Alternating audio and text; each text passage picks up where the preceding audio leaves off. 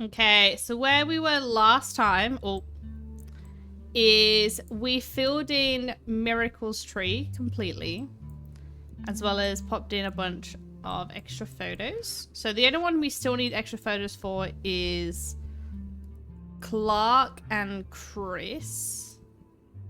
Okay, no more up that way. We filled in that Stephanie that had her bubba. And we're still on to round the second affair with Guy Hudson, third president. And I didn't really know where to go, so I was kind of having a faff about online afterwards. Not online, on the game after stream.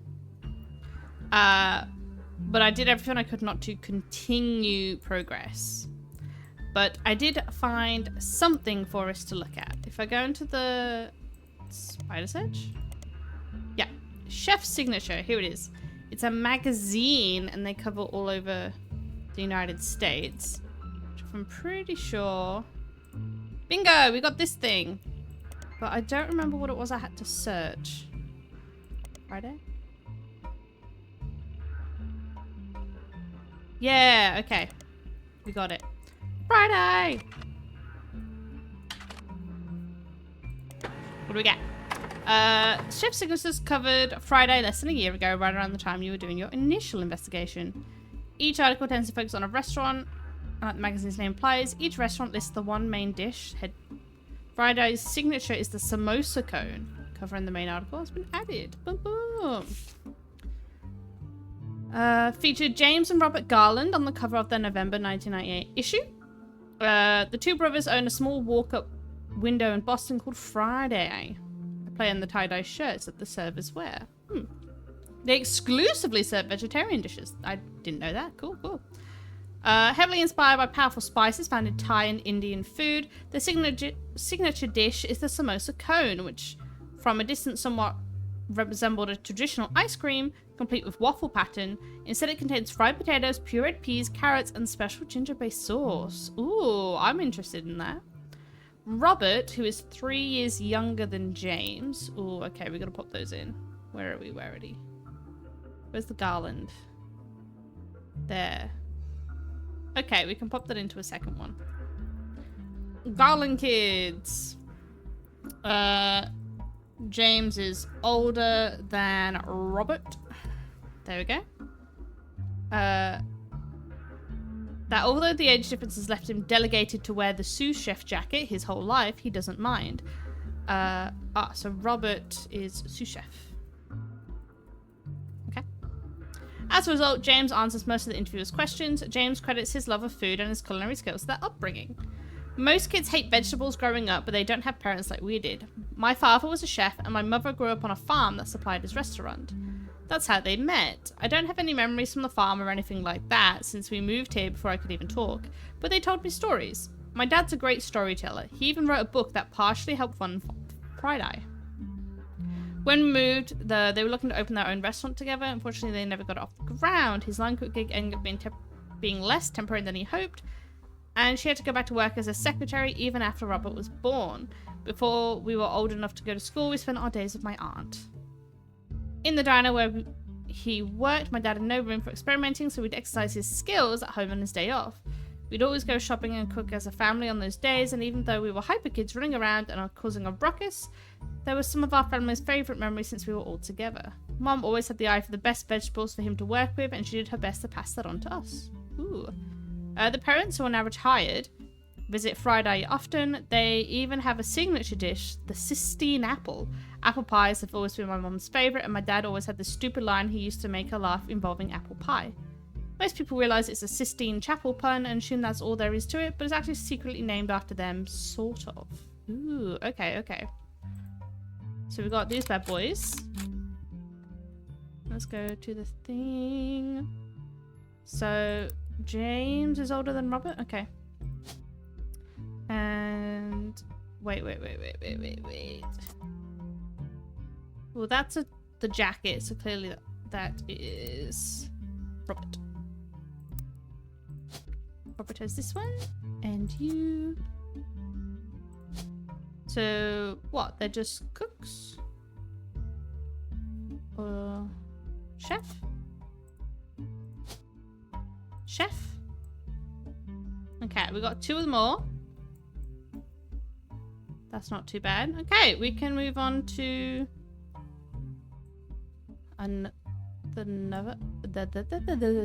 another affair, I guess. Or what have we got on here?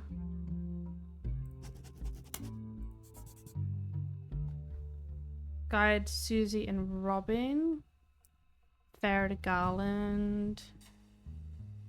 Picotry, Gwen. Oh, we could do the root tree in Brazil.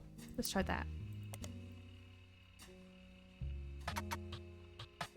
Root tree, Brazil factory. Oh, my bad.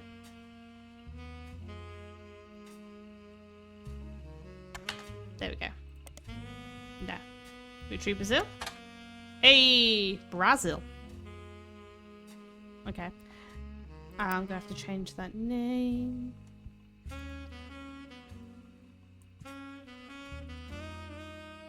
Brazil / Basil. Okay. One of the companies created to manufacture and distribute root tree candy.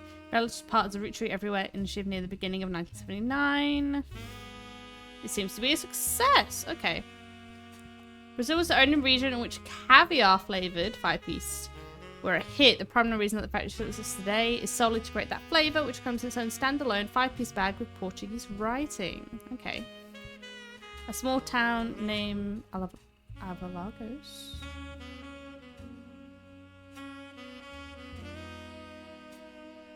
There we go. Near the municipality of São Bernardo do Campo. From the location chosen by the candy company after a newly elected local politician named Edison Soares. Oh, there was an Edison somewhere. Edison Suarez, maybe? Heard they were planning a new factory and petitioned them. Oh, the factory was controversial as locals did not want it there. The Roottrees visited Brazil around Christmas and managed to break ground on the project. Since then, however, it's been operating relatively smoothly except for 2 incidents. The first was the Incendio de Bordo. Oh, I'm definitely going to copy and paste this. Since we got ourselves a fancy little thing about the E. The second one's unsuccessful strike that involved all the factory workers being replaced. Okay, the factory was originally built and run by a small company called Nova Corporação de Tocos Brazil. Which literally translates to New Brazilian Candy Company or Candy Corporation, if I can also learn to read. Company no longer exists, not much mentioned has ever existed about it. Now they're in Roottrees, Brazil entirely. Ah, okie dokie, okie dokie.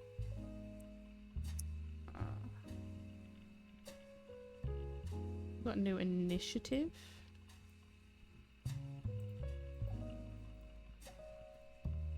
Okay. Let's do some searching. Who's first? We can go to the town name.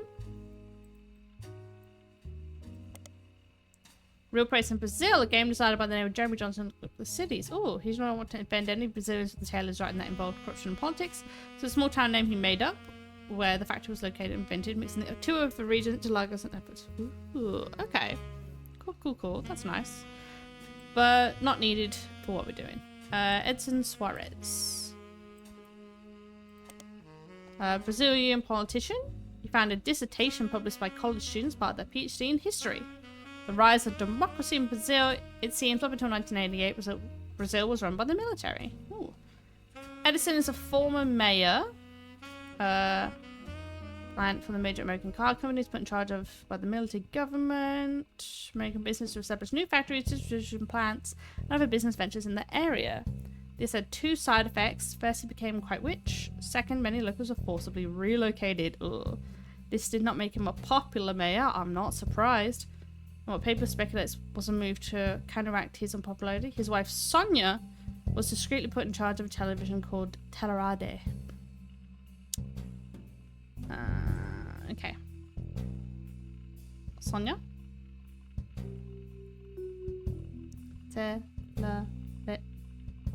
Ready? Okay. Often used this connection to ensure supporters would appear on local televisions, spanning his belief in and emphasizing his political victories. He remained first election merged government. Okay, so that's a fair bit of stuff that he's given us. Okay, what can we look at? Incendio Border. We'll go back to doing more of Edson Suarez later. Maple Fire was deliberately attacked in a case of clear arson. Fire was brought under control after destroying about 2/3 of the production floor, and locals claim that the air smelled like a mix of burning plastic and maple syrup. The factory was rebuilt and continues production to this day. Oh, I gotta do my nose 1 sec. There we go. At the time, it was unknown why this happened, but last year, a news specialist did list this incident as well as a few others in a small town as backlash to perceived corruption in the government. Okay. Nothing extra there. Or we could do Maple Fire. No, never mind. Okay, away it goes. Do the Nova Corpus. Copy.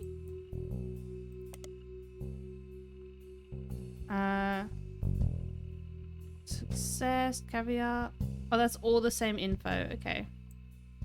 We could try it in English.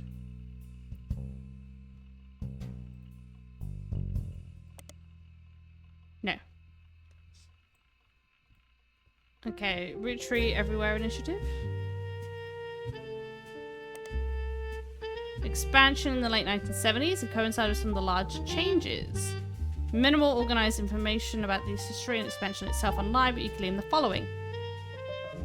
Oh, we've got some options. Distributed globally to certain markets, approved by Elias as early as the 40s. These include places like Canada, Mexico, and select countries in Europe, mostly the UK. Involved Rootree's expansion to other major markets that were assessed to be ready for Roottree. This started with four that it had no share in: Australia, Brazil, China, France. Each of the countries entirely new compound, mostly by making deals with local distributors. Ooh, okie dokie. Wait, let's do. Yep. Boom, boom, boom, boom, boom, boom. Okay. Let's hop back to. Oh, I'm gonna have to type that in separately.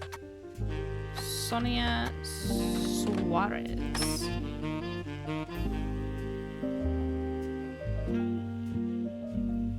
A news anchor named Flavia Suarez, whose mother was Sonia. Oh, and she did do the tele company. Oh, I've got the hiccups. Forgive me. Can I put this in? Okay. Flavio Suarez. Okay, we can look him up then, and then we'll do the TV company. Oh, he's something. Okay. The young Brazilian newscaster with a bit of a cult following. This discourse around him is put into polite terms, lewd. There's a website called Fanfiction that's a small section dedicated to him. It seems that women and some men of a wide variety of ages are willing to writing skill tend to find him quite worthy of inclusion in their stories. Ooh. Common thread is he's currently dating a supermodel named Ashley York. Okay. Copy. Okay, well these are clearly two separate things. Then we do...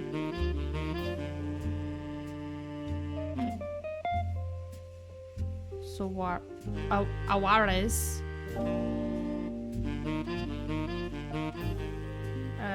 Boom, Ashley York.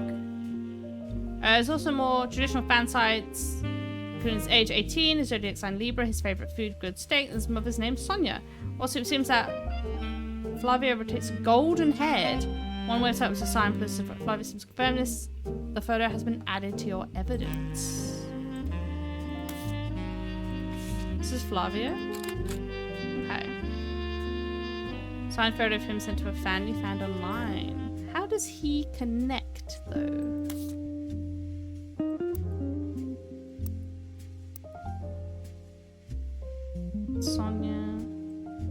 Sonia's got a husband, so it could be one of these two. So we just got to find out if Flavia has a sibling or not. And then we can figure out if it's final or fourth. Cool, cool, cool. Okay, let's try this Ashley York.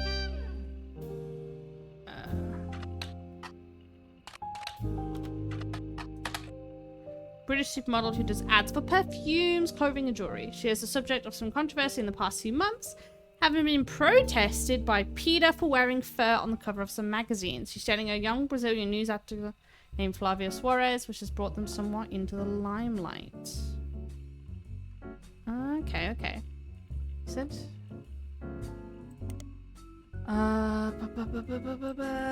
What's his name again? Flavio. Okay, he was news anchor. A daddy being butler. News time? Pikachu? Portland? Starlet? Team Blast? Oh! Ashley York. Forgive me. There we go. Ashley York, a British model, appeared on the cover of Team Blast wearing a fur shawl 3 months ago. Oh no. In it, a Team Blast reporter asked how they met. I was in Rio for Carnival. He was on one of the parade floats. I had no idea who he was, but I liked what I saw and told my people to invite him to the party I was going to. I feel pretty stupid once I realised that we were going to his party. Well, his mother's party. She runs a media empire down there. Transmissia Polo. But she also did that Telerado we haven't done yet. Let's do that. Former television station. Don't have much to go on who ran it. Oh. Okay then. This one.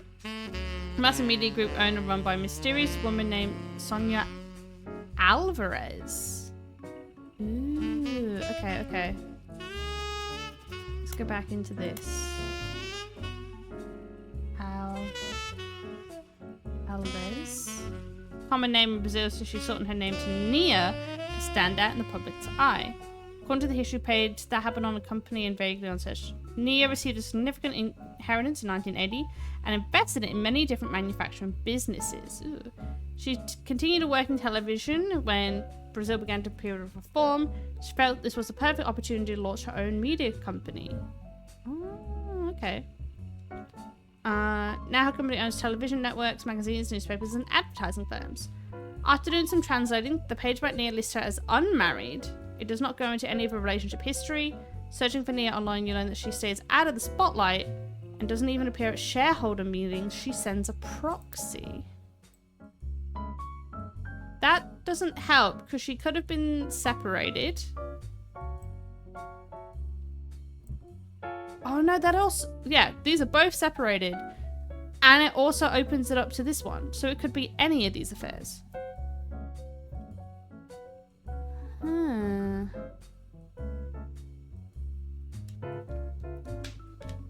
Okay, we can at least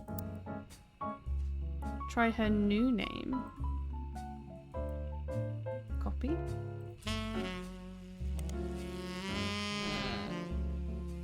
Fairly common name in this. Oh, she went by Nia.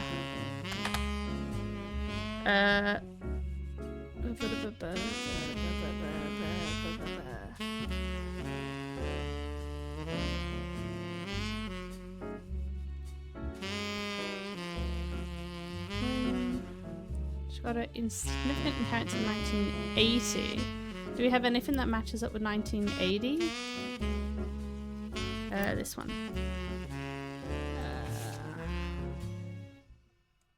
No. Wait, here we go. 1980, 81. Season 4, Douglas Rosenberg. Secretaries. Non-employed. Strawberry. Caveat. Oh, this is one. Flavor development. The New Year's Ball. Christmas tree bash. Caviar. Oh, that's the next year. We have a Christmas photo, don't we? No. Yeah. Here. Oh.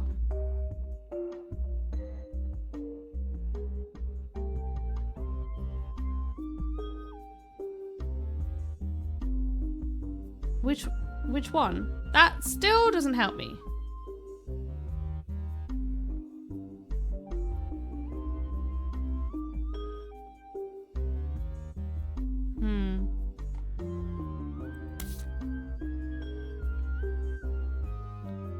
We've got his photo in.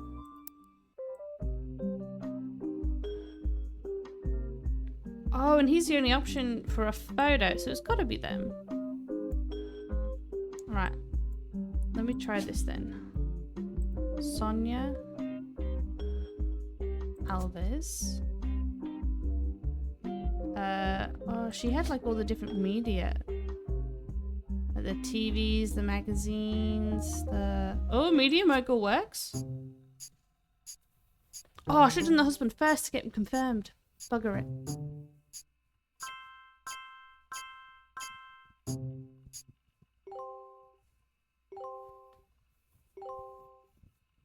There we go. Got a bunch on there.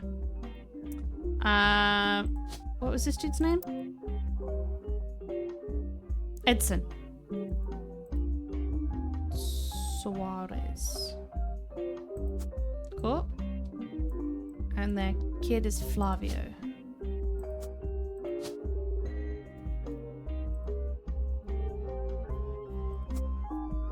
He's a newscaster. News anchor. There we go.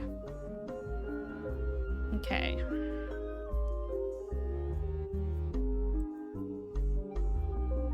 That's another one set, I guess.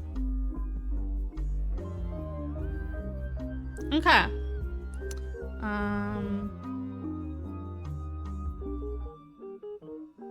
We could have a look at the other Roottrees. These things. Okay, let's get rid of these. So Brazil. Oh no! I needed those. Tree everywhere. Here we go. Okay, let me get these again. Okay, Roottree Oz. Brazil is not needed.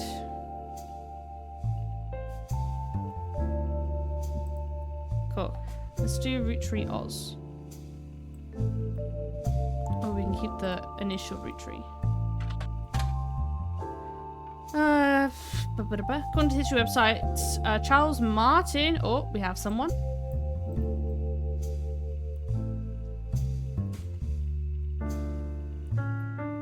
Owned company manufactured licorice in Australia was tapped to the factory after he impressed leadership.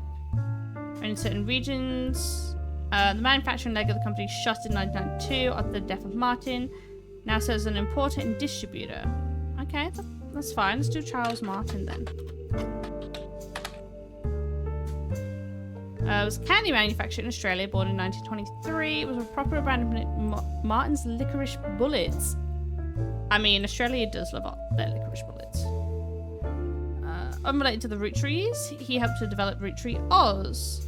A website about Australian commerce mentions he had a very unusual business agreement with the main Roottree company in the US, much like how the Clancy Trust distributed the profits from the Roottree company evenly to the Roottree family.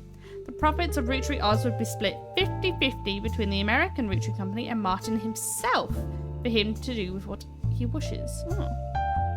Very worth, but also led to many cost-cutting measures meant to increase profits as much as possible, especially towards the end of Martin's life in the early 1990s. Roottree company gained a poor reputation in Australia and sales suffered significantly. Immensely, even. Charles' vast fortune was passed on to his daughter Robin Martin, who sold both businesses at the first opportunity. Oh, we have a Robin! Is his daughter. Okay, let's type her in because she's clearly significant with that name. Top 100 wealthiest women in the world. She owns a private island off the coast of Australia where she reportedly has her own exclusive retreat. She has no husband, and there was no widely circulated rumour somewhere in the mid-70s that she had a medical procedure to ensure she would never have children. Find a joke on a site called Edgy Jokes that implies she's quite promiscuous and has a punchline involving Robin's eggs. For what it's worth, Martin seems to lean into the rumours. In the 80s, she once showed up to a charity function with 3 very attractive men, each wearing a shirt that simply said "satisfied partner" on it. Good for her. Good for her. Can I type the joke in if it's edgy? No, thank God. Okay, we've got those on there. We could do a China.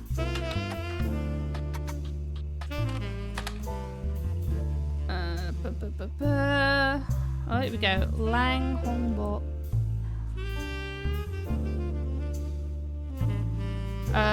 1979 was said to person went over the Ritchie family and was the owner of multiple textile factories, did not wish to import the ingredients and build a special factory to manufacture the candy in China. So instead they made a deal to import bulk unpackaged Roottrees candy and label it for not only China but additional markets. He was already in his mid-50s when the deal happened, only had daughters, and his brother Lang Huangyu. Brother is Lang Huangyu. Took control upon his death. After Huangyu died, it passed to the oldest child from the next generation, Lady Jinyu. Is that his daughter though, or is that the brother's daughter?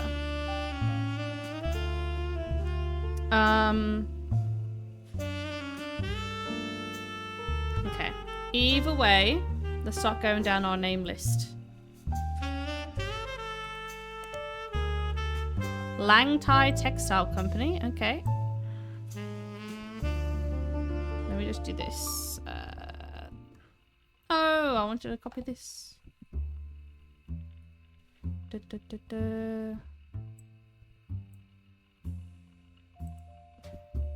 we go. Seems very comprehensive. The site says quotes on many different reporters and news articles listed on it.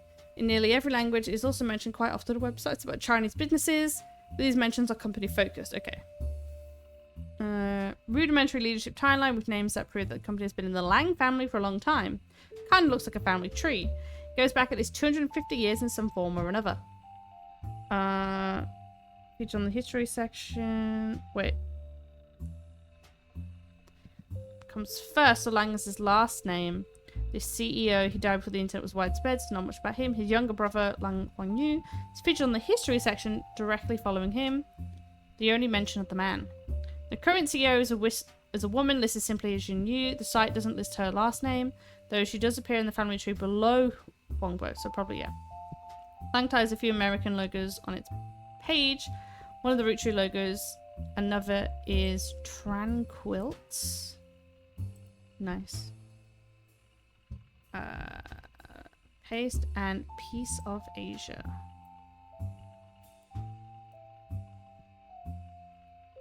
Okay, let's try those then.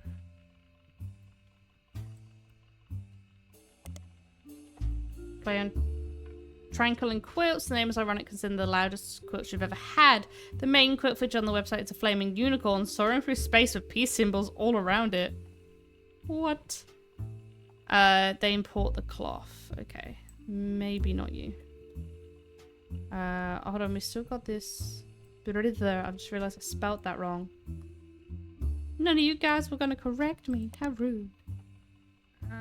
Very accomplice. Family tree. Oh, they don't mention him at all. Okay. They're probably gonna have the new one. Oh, yep, got a photo. Recently listed in an article on the website written by and for women. This article, entitled Empowered, is about the recent rise of women entrepreneurs in China. It says that due to her lack of brothers, she has a younger sister. Okay. Took over as CEO of a family in 1902 after her elderly uncle was deemed unfit to run the company due to mental deterioration. This was apparently an extremely controversial move amongst the company's employees, and some of them, the article does not state how many, quit and wrote a letter saying that she must have coerced him in his vulnerable state, of course. Since then, the company's been performing well. Her nephew, who is currently her second in command, is expected to take over when she retires. In the meantime, the board's stance has been twisted on the popular proverb. The article roughly translates it as someone that has proven they can do something well can do it 100 times well. An unproven leader could doom us all. The The article also offhandedly mentions that Xingyu was an early adopter of IVF and helped her sister have a child. There is an unsourced picture of Xingyu in the article. It says that it's from 1992 when she took over. She was 45 at the time. It's been added to your evidence. Okay, she has a younger sister.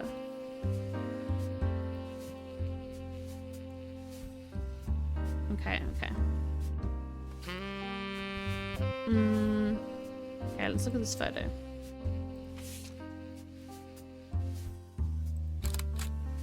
Okay. Many a textile. Okay. What else do we have to search? We've still got this piece of Asia. This is the American arm of Lang Tai, located in Pittsburgh, Pennsylvania. The Tai Lang Tai translates to peaceful, so they chose their name in America to match. There are a lot of other companies listed here, too many to investigate, so very few seem relevant. They offer fabrics and clothes at wholesale prices, so you don't spot anything out of the ordinary. Said to be owned by husband and wife Jerry and Linda Han. The Chinese names are listed too, and from using an online translator, it seems that Jerry is Huan Junwei and Linda is Lang. She's a Lang! Oh, the mystery deepens. Okay, let me put these in. We've got a Jerry and Linda Han, which is actually Han Junwei and Lang. My bad. Jin Yao. Xin Yu and Jin Yao. So this is probably the younger sister. Ooh. Okay. But let's try American first. Appeared recently on a website called Focus on Philanthropy under the headline Hanging with the Hans. Hans was chosen because they're doing significantly to cases that favour Chinese American culture. Jerry and Linda were both born in China and fell in love during college. Linda's father led a large company. After expanding to the US, Linda's father approved their marriage as long as Jerry took over the US portion of the business. That seems legit. Just about the entire situation is like something out of an Alanis Morissette song, and running it all ended up. I can never pronounce her last name. It was absolutely terrified to move to the United States, but her big sister was desperately in love with the idea. She used to have this Butch Cassidy poster on her wall and was obsessed with Robert Redford. But somehow Jerry and I were the ones sent there, and now we couldn't possibly imagine going back. When we had Mark, we never even considered giving him a traditional name. Oh, okay. Son is Mark. Meanwhile, my sister stayed in China and has thrived there. She doesn't even like visiting the US anymore. Oh yeah, she was so good. That's right.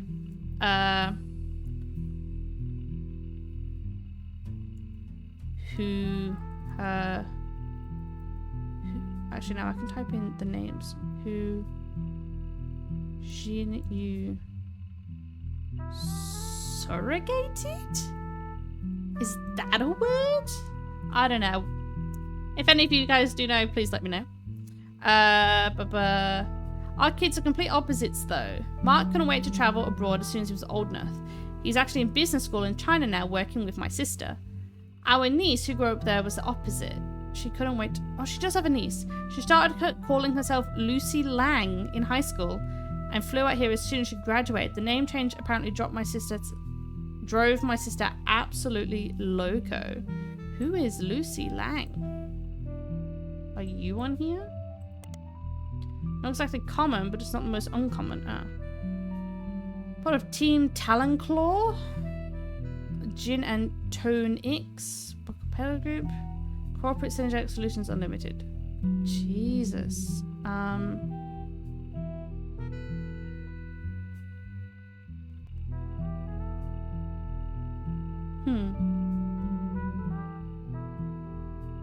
What could we take from these?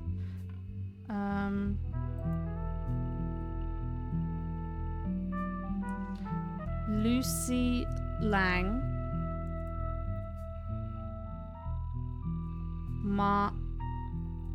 Mark's cousin. Okay. We could do Team Talonclaw. If I can spell it right. Gin and tonics.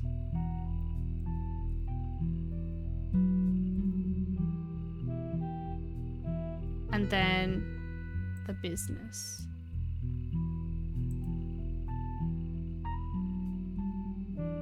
Okay, let's start at the top.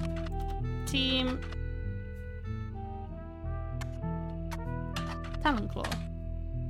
Robotics Club of Mid-Eastern University, the robot, also named Talonclaw, has been selected for appearance on the second season of the British television show focused on robot fighting. Oh, I loved that show as a kid. A small blurb mentions that robot fighting leagues have existed for a few years. The Roblox Club is a text-only site. You can find links from the university student section. The site seems like it used mostly to announce the schedule to its members. The club is supposed to meet every Tuesday and Thursday. The last 8 dates have all been cancelled because a few members of the team are currently in the UK filming. Another date from a few weeks back was cancelled for an interview with the school's newspaper. At the bottom, the travelling members of Talonclaw are listed as the team captain, Paya Patel, and supporting members Lucy Lang and Kurt Hauser. Ah.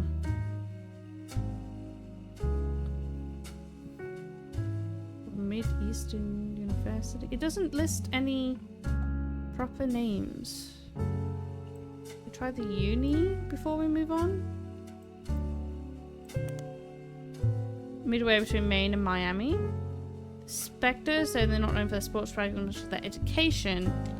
The legal and language departments are their pride and joy. Fairly extensive computer science and robotics program. Along with the prestigious schools that haven't quite reached the notoriety of Ivy League schools, some refer to it as Little Ivy. The college has embraced this, calling their newspaper the Herald, which is a combination of Hidera, the scientific name for Ivy, and Herald. The website boasts that they have a historical technology museum on campus, including a still functioning computer. Ooh. That's not bad. Let's see if we can... Probably... If their team is in the UK, they're probably going to get advertised, aren't they? Oh wait, no, I'll have to search it first. Boom, boom.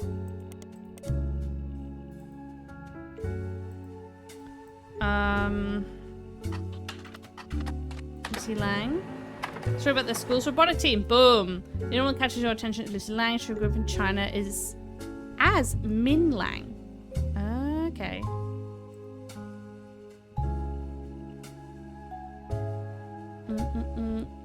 Factory scale machines that assemble products that should be shipped all over the world, and moving parts and automation fascinate her. Whether she was progressed through her major, she has become obsessed with the smaller and more powerful hydraulics, such as the mechanism that closes Talonclaw's weapon. In addition to robotics, she loves linguistics. One of her hobbies since coming to the States has been collecting accents. In her spare time, she practices not only removing any trace of her native inflection, but also quickly switching between multiple different regional accents. She feels her personal best is the Southern Belle, but her favourite is the Valley Girl due to its use in popular culture. Ooh, okay. Look at her go. Okay. We...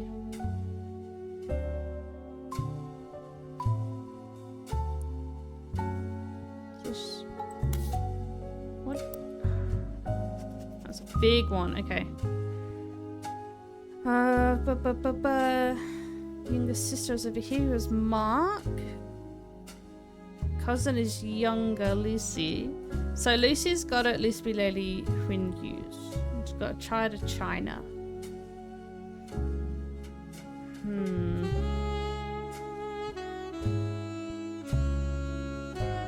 What are our options? So she hasn't got a husband.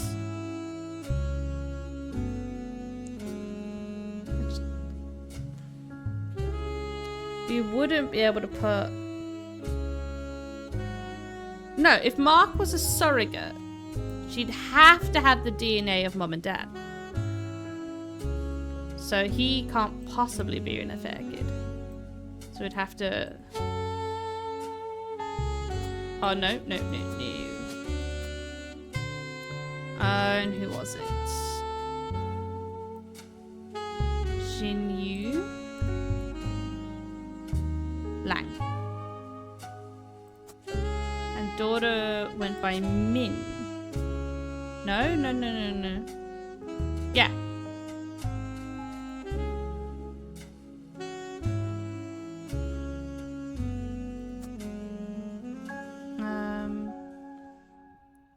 Would she be a CE? She'd be the CEO. And then she'd still be a student. College. Okay, we got 3. Okay. Final affair. Let's move on to Roottree, France.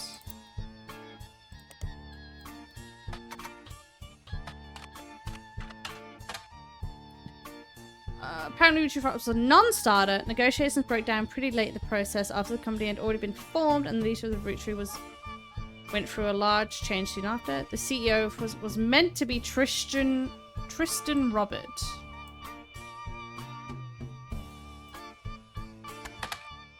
A businessman who was at one time in negotiations to take over Roottree France. He's still alive and you can come across an interview unrelated to Roottree for a few years ago. Ooh. The article is in French and takes some time to translate section by section. He mentions Guy by first name only. Ooh. Guy, the president of Roottrees, was one of the worst men I've ever met. He approached my wife about having an affair, which she refused. He then kept insisting that his was the best way to celebrate the end of a business contract. I don't think he expected her to say no, and I don't think he thought she would tell me what happened. I punched him in the face, fair, and refused to attend another meeting with this man. They lost a lot of money on this deal because not only was he a terrible person, but he was also a terrible businessman. When he died shortly after, it felt like the universe was working things out. I wasn't surprised to learn he had a secret child. He seemed to treat women like collectible pocket monsters. Christ. Seems to mention Pokemon sidetracks the questions a bit, and the interview never returns to the subject of Roottree. So I could at least pop that in.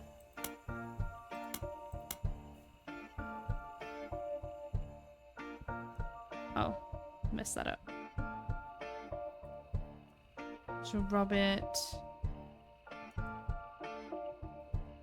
Guy hit up his wife, but got shut down. Lol. Very professional notes, lads.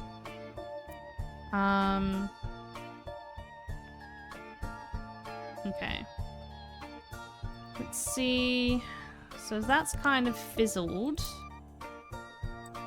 We've still got something on Guy. We've still got a photo here. These were done. These were done. Yeah.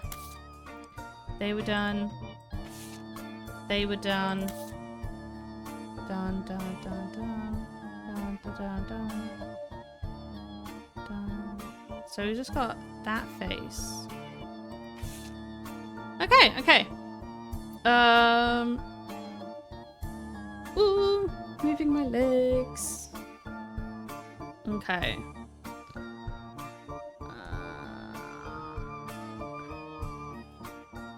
Major expensive. What's strawberry, jaguar, butterscotch and caviar? Oh yeah, that's the Brazil one. Same deals. New Year's Ball, 4th of July, Christmas tree bash. Christ above, that's a lot of money. Grandorf Dove donation. What's that? What is that? School for the... Oh, okay. Formerly School for the Deaf. Is located about an hour from where the Roottree offices used to be in Butler County, but serves much part of the peninsula, Pennsylvania, and nearby Ohio. According to their website, it was formerly named Gandalf Dove. It's the last name of the founder, and Dove is a Danish word for deaf. The founder had issues with government translating into odd transcription issue. Okay. It was renamed to better represent the school's purpose to correct the embarrassing lack of effort and awareness demonstrated by the government officials in those early days. Ooh. The staff is listed on the website. You scan through all the biographies and find that the principal, Mrs. Ford, is fluent in 5 languages, including American Sign Language. She has been working at the school for over 15 years, and her bio also mentions she's not deaf herself, but rather learned sign language to communicate with the deaf. In medicine, she was responsible for securing funding for the Hudson Wing. Okay, we're gonna put her on the list. Oh yeah, and we still got Robin, don't we? Where's Robin? Chris Mine. We'll get to it later.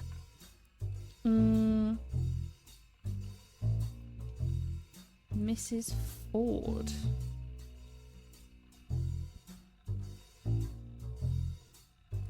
In the Hudson Wing.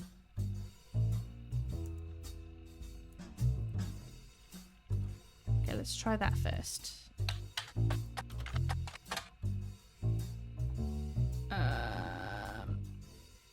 Much smaller building, half a block from the main campus, and operates as a smaller independent school that offers free ASL courses for family members, friends, and caretakers of deaf children. Roottrees generously donated $2,500.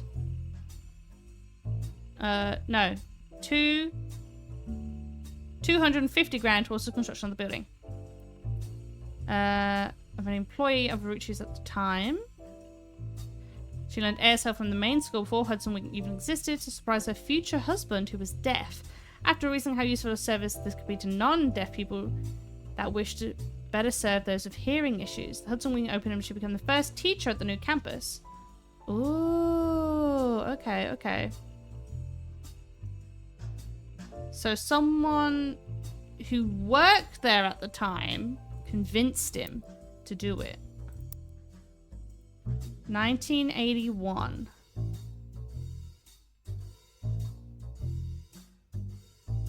There's a Gwyneth.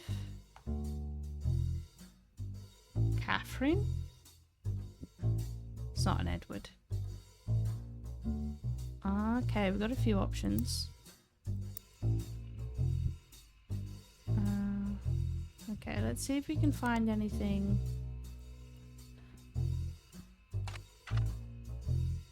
Oh, Grandorf? Dove? Oh no, but they were in Butler County. Almost an evidence of useful essential of the crime article. Someone defaced the school and vehicles outside the brand new Hudson Wing of the school. Ooh. Could we say a follow-up article provides more details? There was one arrest, Thomas Hughes. He was a former student.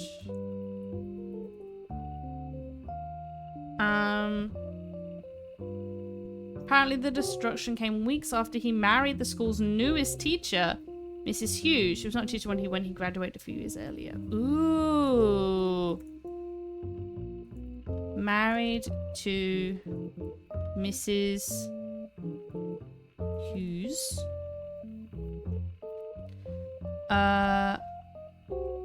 According to the reporters investigating his police reports, trials, and restraining orders, Mr. Hughes was convinced that he was not the father of Mrs. Hughes' current pregnancy. He was released on bail, and the school has agreed not to press charges after an agreement was made to pay for the damages and for the couple to begin the divorce proceedings. Ooh, okay. Interesting. We'll have to try for that. Thomas Hughes. Nothing. They changed the name of the school. Oh, just to Gandalf School. Okay, that's an easy search. Nothing. The full name? End of school for the deaf.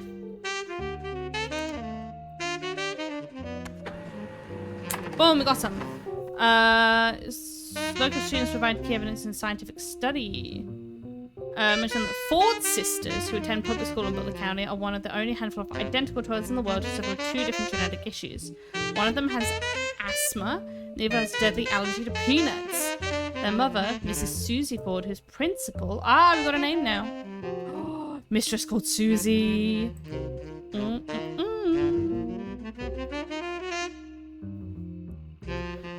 Was originally contacted by the researchers looking to identify if there were sets of twins where one was born deaf and the other was not. While she didn't have any twins attending her school, she asked if her daughters, Melissa and Heather, could be useful, and turns out they were. They couldn't be more different. My youngest, we all call her that, it's only been 15 minutes, is shy, but essentially hasn't stopped running the moment she learned to scamper. Asthma has kept her sister off the soccer field, but she's the definition of extrovert and is even performed in local productions. Is Their Life After High School later this year? The article includes picture of the girl's attitude. Ooh, okay. Her daughters are Melissa and Heather.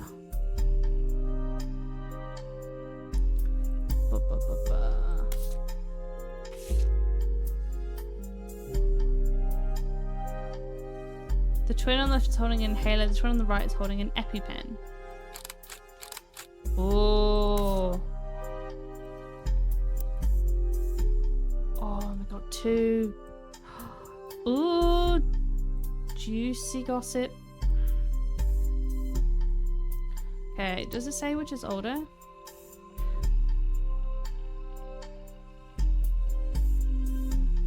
A young... Wait. Asthma's kept her sister. So the older one has asthma.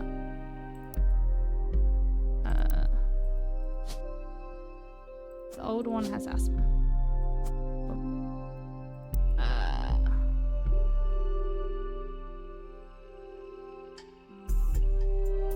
But it doesn't say who is who.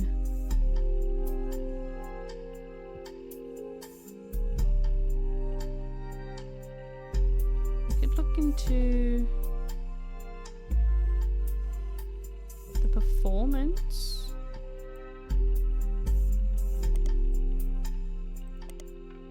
Musical, 17 performances, small theatre troupe.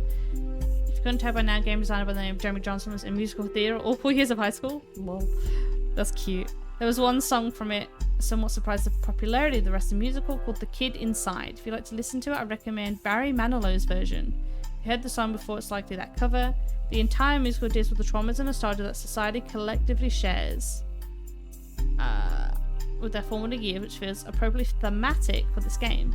Always thought of it somewhat ironic that they have a high school theatre to perform it though. Anyway, the key word in the Butler Times article was local.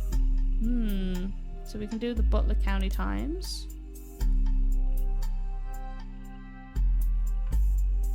Oh, why is it not? Oh, do I have to find? Performed Is the Life of the House at the end. Cast list mentions some names, including Heather Ford. Okay. Bugger. Heather Ford.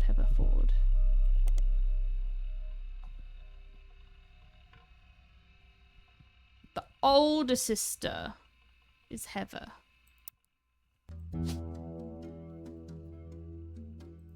Heather Ford. Melissa Ford. And they're both students.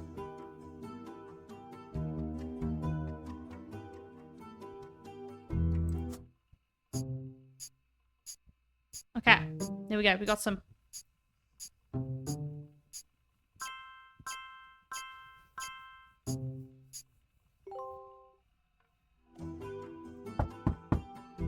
Oh, we got some more stuff. Both of them. Hey there, it's us. So I just have to say. Why, hello, Jack. Hello, Sparta. How you doing? One sec. Okay, we'll pause that. How are you guys doing? I was so engrossed. I'm so sorry. Thank you, Sparta, so much for the hydrate. Jack, you are indeed first.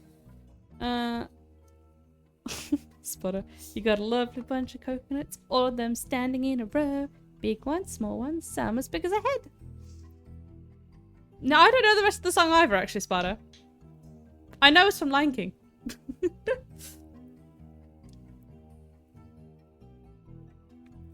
Thank you for the hydrate. How are you guys going today? I'm so sorry. I've just seen that was like 5 minutes ago. What are you guys up to? I'm engrossed in solving genealogy mysteries. There we go. I was trying to go like genealogical, but I don't even know if that's a real word. Hold on. What else have these guys got? So fantastic, in fact. There goes Clark. Always the bad cop. Go ahead. Well, our law firm, Ruby Legal Enterprises, is having trouble keeping up. That sucks to be them.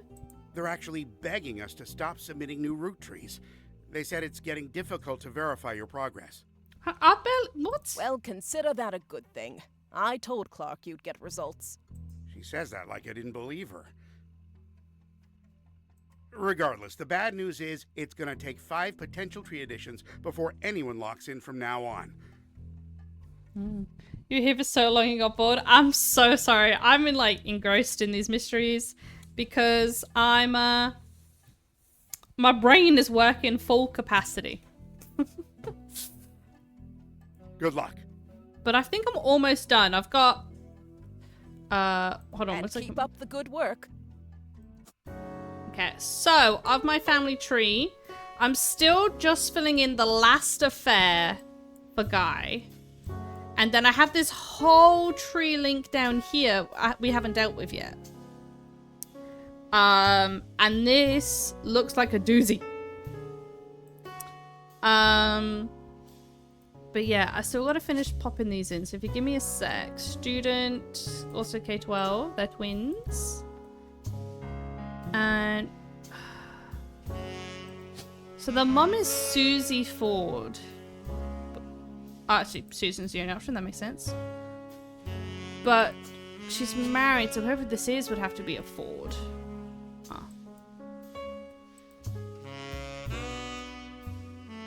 Boom. And she's a principal. Boom. Okay. We still gotta find her photo as well. You have to find out your family tree. That's crazy, right? I did my family tree a few times when I was like a teenager. I think the last time I did it was at uni still. Yeah. It's always fun when you do it and you're just like, oh, we have this many people in my family. Hot damn. I didn't realize we made so many. How about you two? Have you guys ever done a family tree before? Does it look as chaotic as this? Because my god.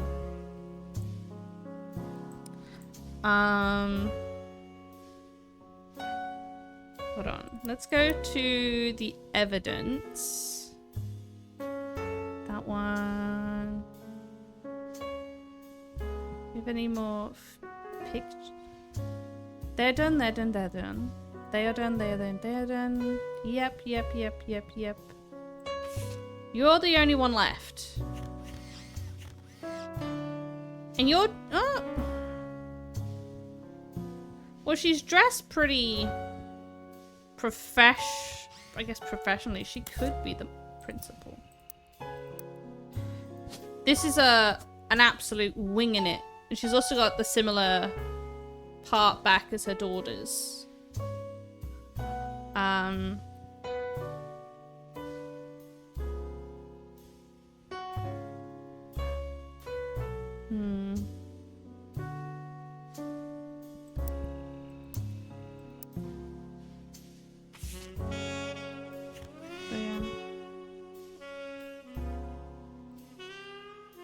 She has a tattoo! I can't zoom in anymore. That's quite fun.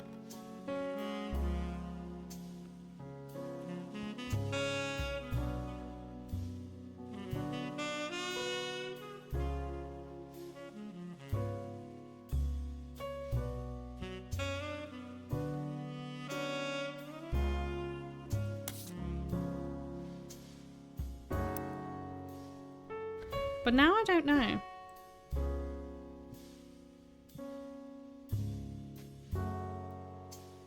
I don't know what to do. I don't know what to search for next.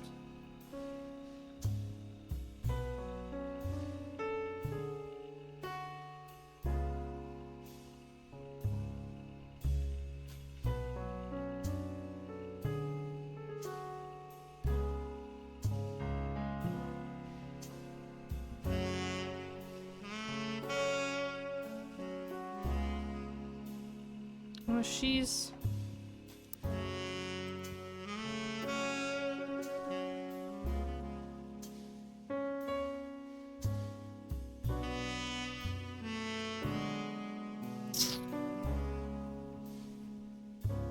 We haven't come up with any more names. Got a Thomas Hughes. I don't know if that's legit though. Hold on, let me pop back in here. Susan Ford has been moved to office staff. Let's... Do you have any Susans?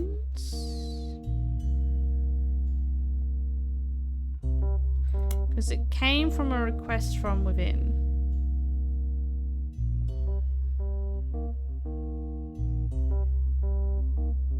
Susan Ford was hired under a special category that only existed for 1 year. Interpreter. Oh, that would work. Wait, so she's already known as Susan Ford. Then she became an office staff.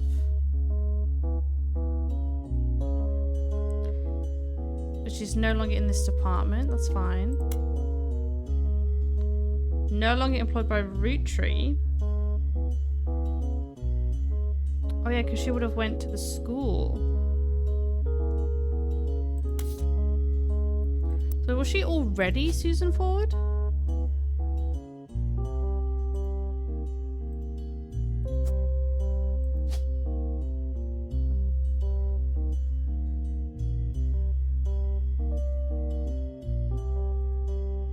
This one's a swing. Swing and a miss. Because he's the only other name that pops up in the story. But then I don't know about bonus photo. Spotter, I don't know my family tree because my maternal grandfather said he had 9 siblings and there's a 19 children part. Oh lord. My dad had 20. Yeah, that's gonna fill out a fair bit so I can understand why you haven't done it yet. Lord. You'd get a hand cramp before you got out of one generation. Kinda like, where is it? What's the biggest generation? Probably this middle one. 1, 2, 3, 4, 5, 6, 7, 8, 9, 10, 11, 12, 13, 14. Yeah, like a 14-piece generation. Lordy loo.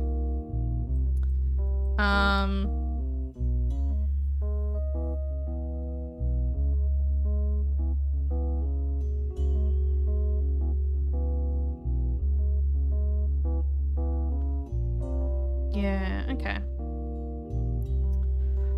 So the only thing we have left is this possible infidelity one.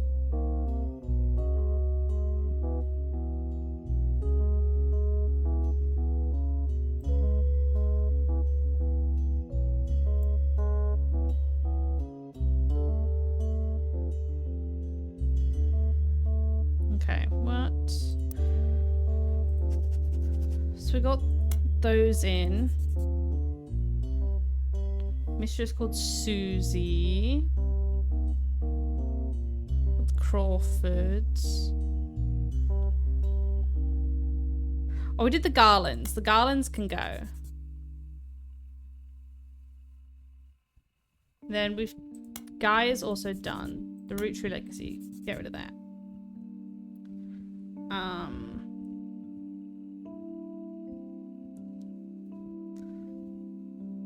Timeline-wise, it's the earliest in the timeline. So hold on, we had Guy 75 and Miracle did 19. So the only possible one before that was bloody Elias. So we got to go all the way back to bloody Granddaddy. Oh, thank you for the hydrate, Sparta. Let me go have some more of my drinks. What are you drinking tonight? Ooh, tasty. Actually, do you know what I need to do? I need to refresh my chat because I can't even see myself in the image. Oh, there we go. It is working well. Nice, nice, nice. So we have a Beth. Water and it's the morning for you, me? Oh, but that's fair. I mean, it's only the morning. You can't start the heavy drinking just yet. Gotta get some fluids in before you start. But nah. Oh, that's nice and healthy. Awesome. So we have a few. Let's just start. So, wait, if his are all done, we could probably get rid of this one too. Actually, you know what? Just to be safe, I'm gonna take a photo of these notes. Just in case, lads. Just in case. Delete. There we go. Which also means it can't be you. Yeah. So we've got to go into good old Elias Roottree.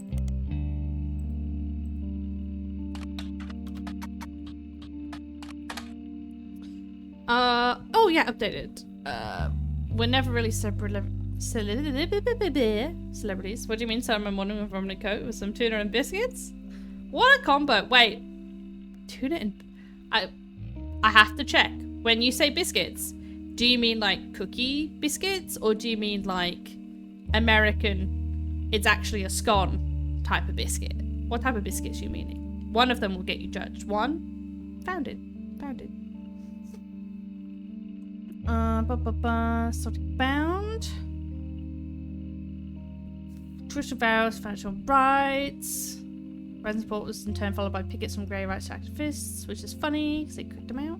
The Source Concept team has since shut down seemingly indefinitely. The website says check back later. Ooh. The quotes from Bess Williams' book appear to have been taken down. Bess Williams. Who is Bess? Who is the Bess? Lived outside Miami and died tragically young in a major hurricane. It was a minor history of the Roottrees. Her only notable book, Family Men, is widely considered blatant propaganda about Elias. Ooh. The Bocador Library, not far from where she lived, was partially destroyed in the hurricane. When they rebuilt, they named the non-fiction section after her. The library is expanded. Ooh, okay. Let's see. Can we put in Bess Williams, and then we have the Family Man, was it? Or just Family Man? Oh, we got something about Elias' blatant corporate propaganda. Cookie biscuits? Okay. That's fair then. Continue. I have no judgment. That is fair. We call those American biscuit buns. Only time we call those biscuits when we go to KFC where it's called that. Ah, but I thought it was like biscuits and gravy. In which case, still, no, it's a weird scone. It's not a biscuit. Elias. You know what? Before I tip that in. No, so this is the new photo we're using for him. Okay. Elias Roottree. He is the founder. Yes? What is his job? President first. Prezi. Boom. Okay. Infidelity. That's a big family tree. It is. I mean, Christ above. This is his legit family that we filled in the main game. This is his legit family. Drama right here.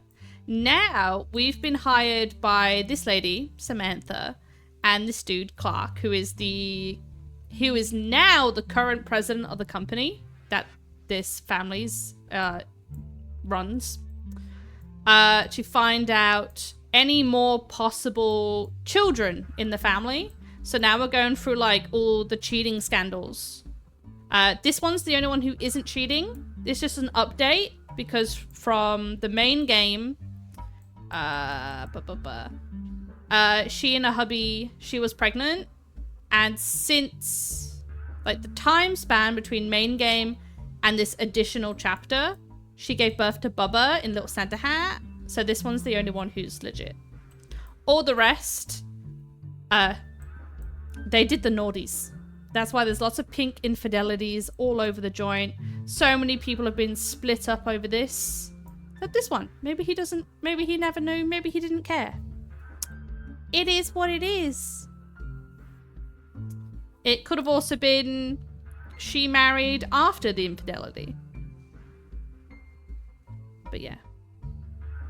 But I will say, from one thing I was reading, at first, because this guy clearly has a lot, I was judging him hardcore. However, according to a thing we read earlier, where is he? Guy, here we go. Him and Patricia, she was in on it. She was down for it.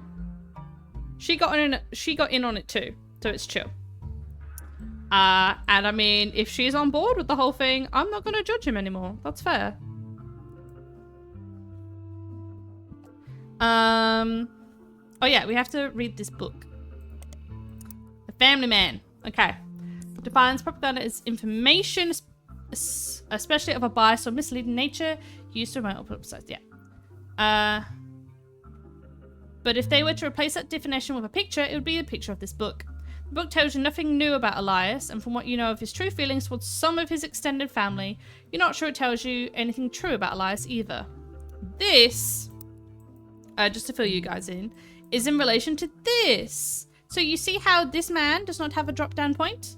That's because he got disowned because he liked boys.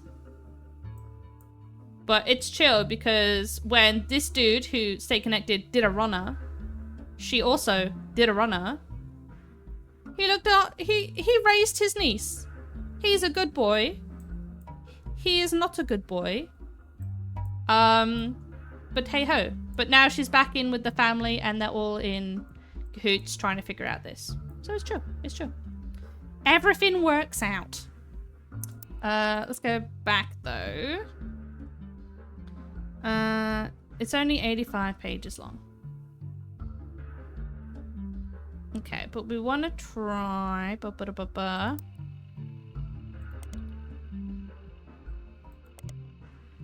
library. Aha! The Bordocro, because it's got a wing named after the author. Multiple libraries, small missions theme. One of these is the unknown author, which has been added to your evidence. The last original print of Cuba by Cubans, an art book. Oh, we have a statue with a face. Nice. This isn't called a content said to be of an unknown author. Okay, what else we got? Used by the Miami Sunday. Oh, that's probably a new...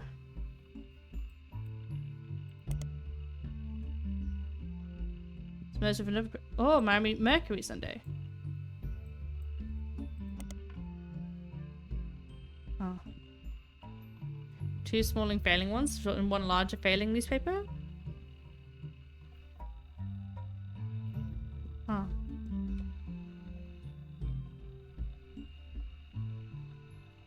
But if it was a merger, Miami Mercury? Hey! We got it! How big is my family tree? Pretty big. I mean, so there's me and my siblings. There's 4 of us, including myself. Then, of my cousins, I have... Wait. 1, because I don't want to say their names on stream. We got the 5 set. We got the 2 set. The next 2 set. That's a free pack. Then we got the next 2.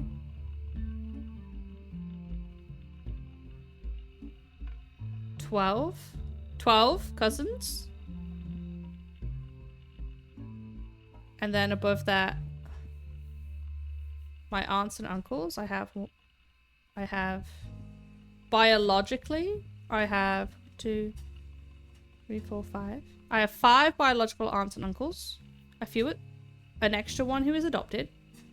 So not biologically, but hey ho. Yeah. So not big, but a fair few names to write down. Which is grand. Yeah, so a fairly big one. And hello, Sky, how you doing, my dude? You having a good one? Sorry, I saw your little waves. Hellos. Oh yeah, what are we doing? We found this new one. We're looking at Bess. It mentions that Bess's young son, is now an orphan. Okay, so she has a son. Bess Williams. Son. It also mentioned the last year about a bidding war. Bidding was won by Wildcat Construction. Included a new statue, fountain, second room. Oh, there we go. So we got the statue that was made of her. Ah, bollocks, I hit the wrong button. Gotta copy that again.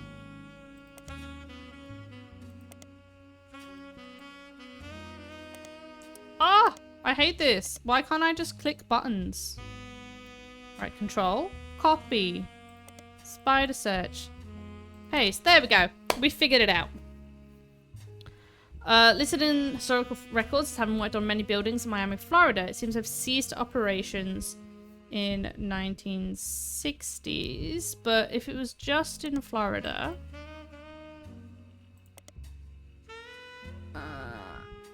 constructing a better world. Frank Wildcat Williams left Florida in 1941, a construction worker, and returned a hero. He ran the Navy Cross. Now he and his wife Ophelia are carrying his fellow soldiers through tough times at home. Okay, put this one in as well. I see he has a long name, so we're going to copy and paste it.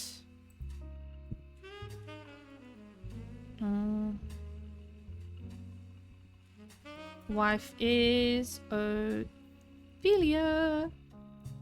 Frank's company focused on creating opportunities for soldiers finding difficulty getting back to normal. Ophelia's handed outreach to the wives of local veterans, who are often able to provide insight into their husband's needs and conditions.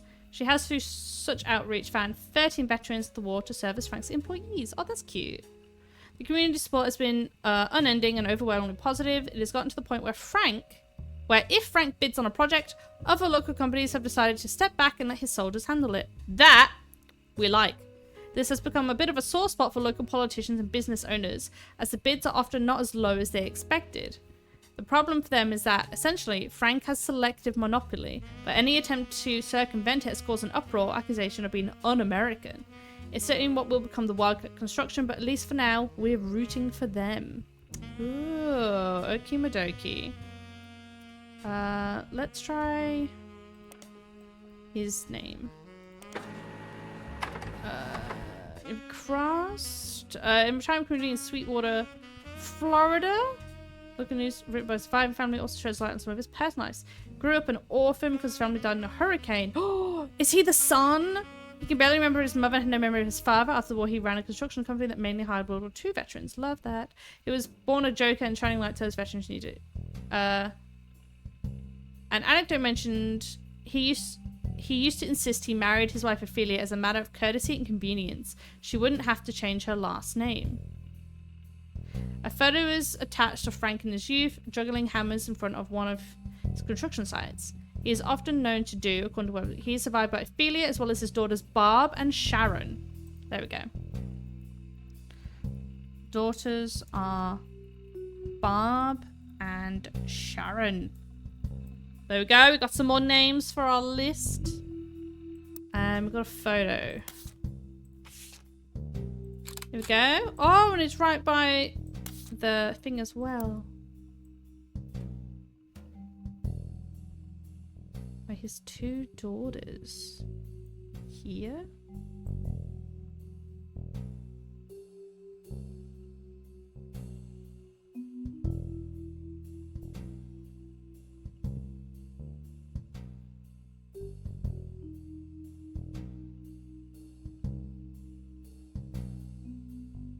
I don't know where this could fit in.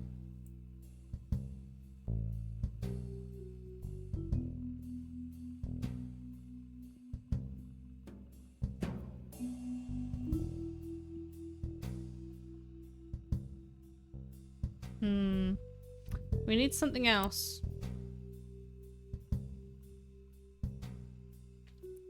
had a Beth. That was in the 6 book.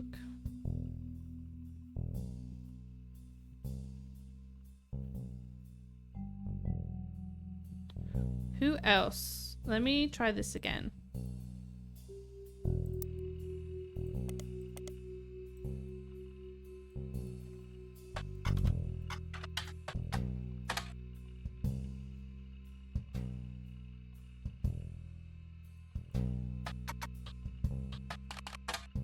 Nope.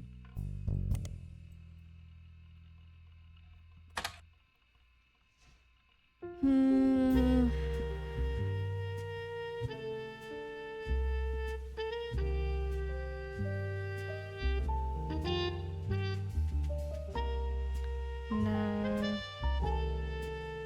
Do we have a copy of it?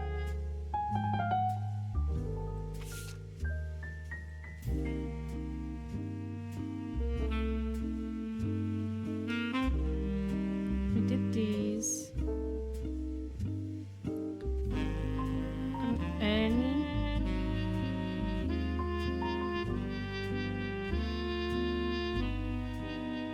Her son Ernie once asked who's Beth because he overheard them yelling about someone of that name. So as far as Sam knows, Elias once had a secretary named Elizabeth. So who was in the family at that time?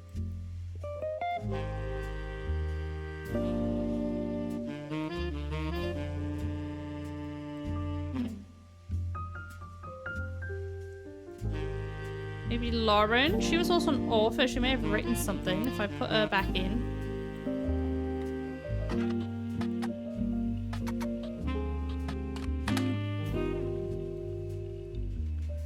Or standing on a ladder, holding their camera over the privacy tick of a wall.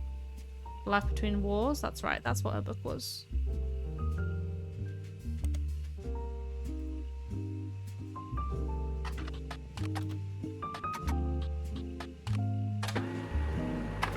There's a single passion that focuses on potential affairs in her immediate family. Boom. Okay. Entitled Cruelty. Focuses on the relationship between her mother and father. While it offered only redundant information during the previous investigation, mentions the subject of affairs. I am no stranger to true love. Jacob and I married at an age that most deemed unfit for marriage, but he was also enlisting at an age that was most deemed unfit for war.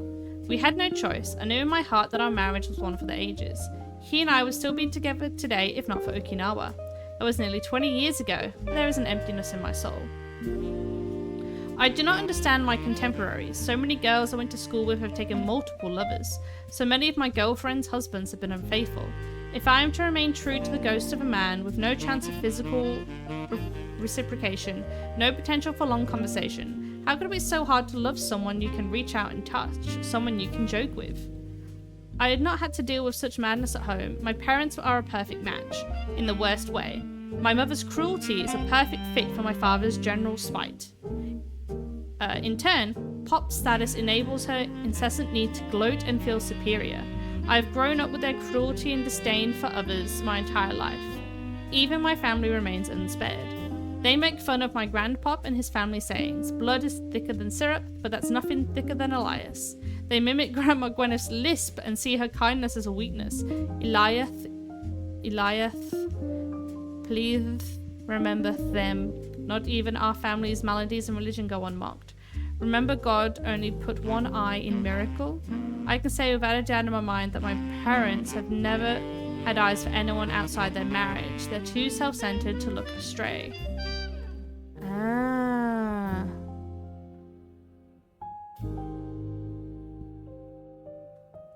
Okay. My brain is doing some thinking, lads. It's doing some thinking. So, who said... Beth. Who said Beth's name? Where?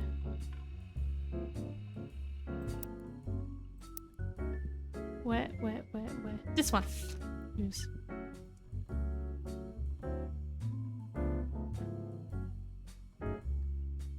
Heard them yelling, who's there? Oh, okay. So if they're mocking... Oh god, where is it? It could be the Bess we're talking about. In that case, that would make Bess, or down here, the first one. Which would make this her son. So this would be Williams. He married Ophelia Williams because she didn't have to change her name. And he was Frank. What was his job?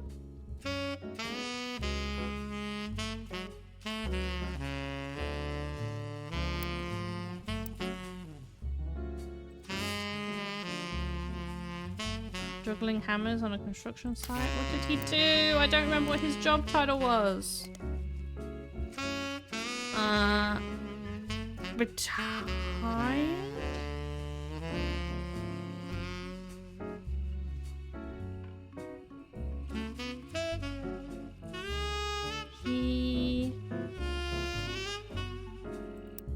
What are the options?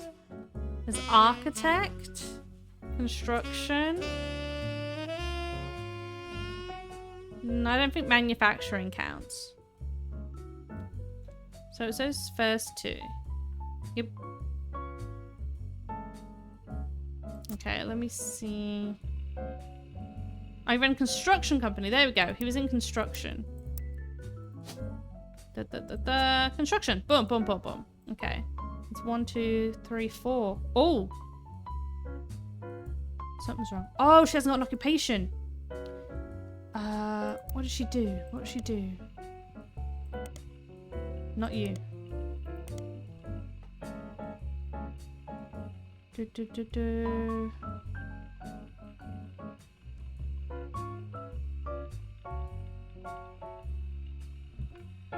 She was an author?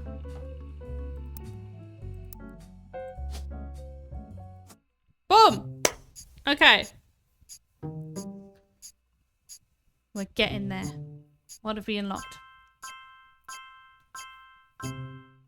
Okay, top 3.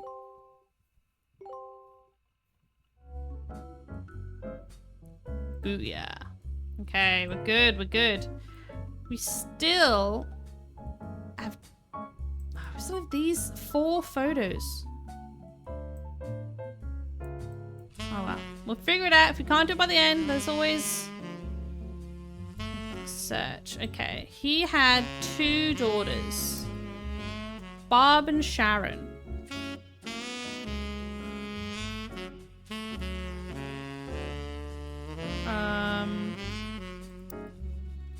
They would have been under the same name. Let's start with Barb. Motivational speaker. Company address. Okay, what about Sharon?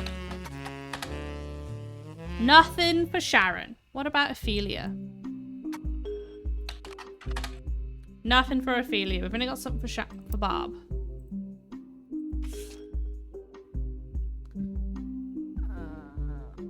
Okay. Flight included 3 different testimonials from Greta Jones, Vic Elmsworth, and Isabel Crosby, superintendent.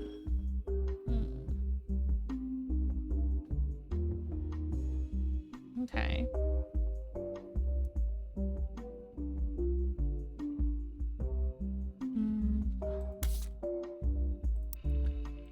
Wait, I can put in... So Barb is a motivational speaker.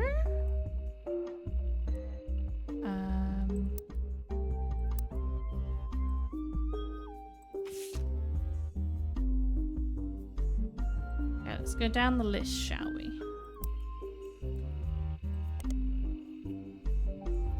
Well, that didn't work. Next one. Copy.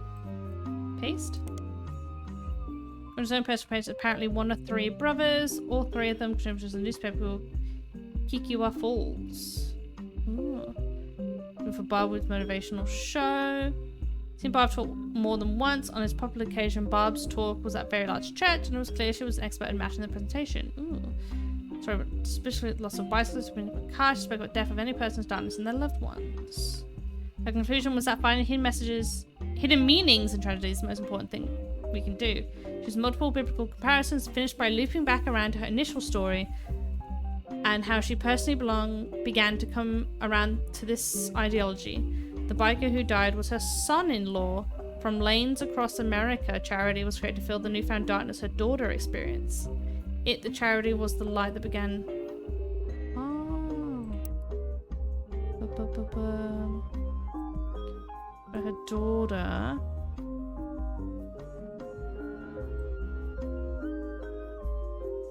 So it's gotta be this way then, if it's for her daughter. So she's gotta be Barb. Or Barbara. Williams. So this one is Sharon. Williams. And she's a motivational speaker? Not an option. Is there any more speakers? Public speaker. There we go. We can do public speaker. She's got a daughter at least.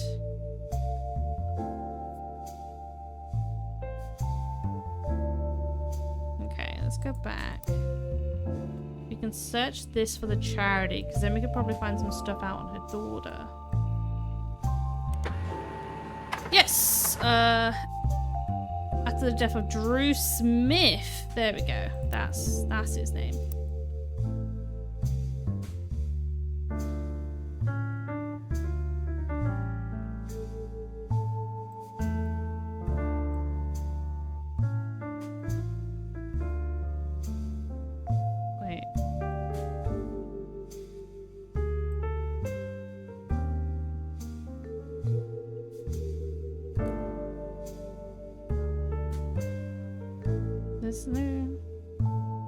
Wait, I've misunderstood something.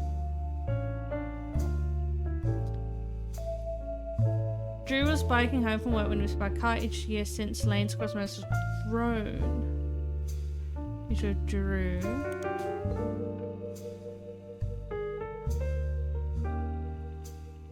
The biker who died was her son-in-law. And the Lanes Across America is put to film that her daughter experienced.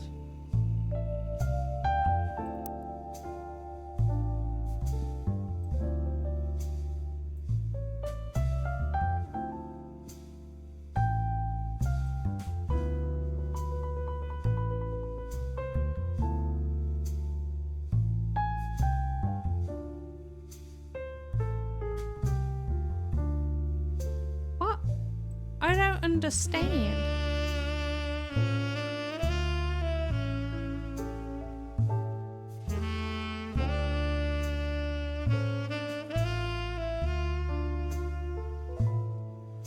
I don't understand how this would connect. So that's fun.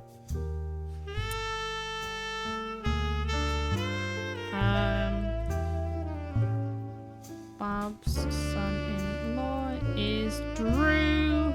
Drew what? What was his name? Smith. Here's Drew Smith.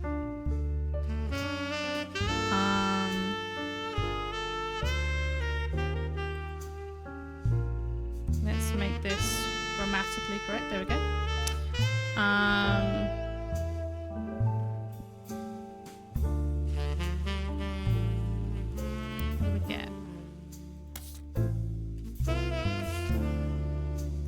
Partial wedding photo from the website.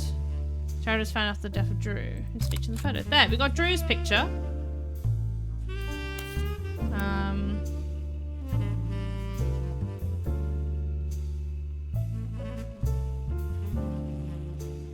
Formerly Lamb.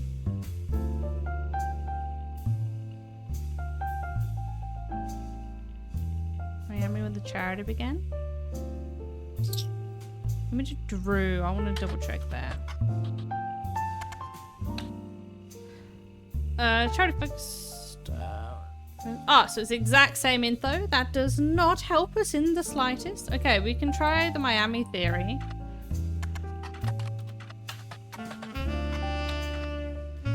Miami, yeah.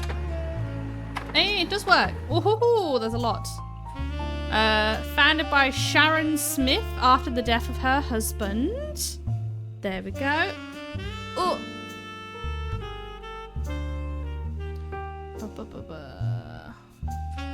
That one.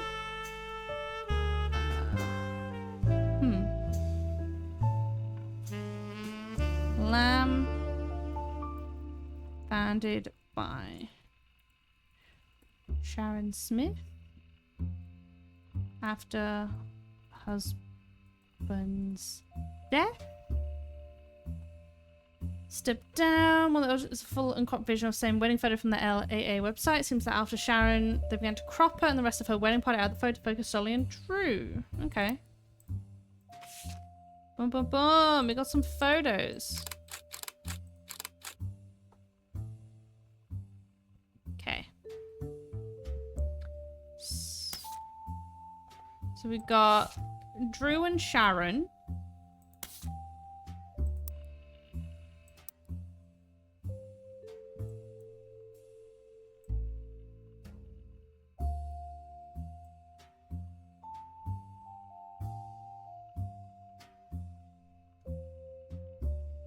What is this combo?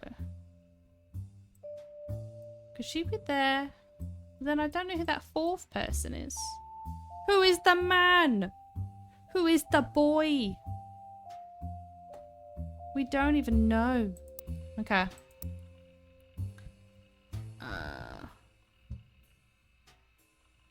Let's go back to... Where is the photo? Where is the photo? To Bob. There it is.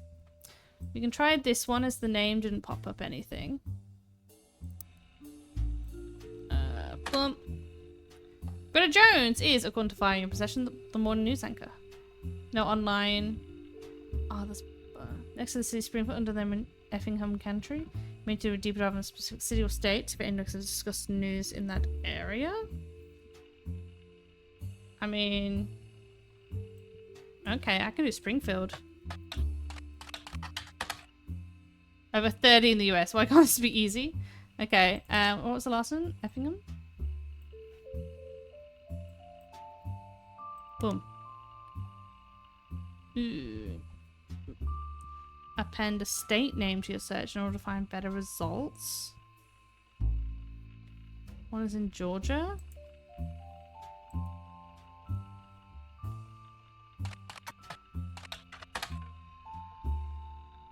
Oh, there we go, there we go. So Springfield, Georgia?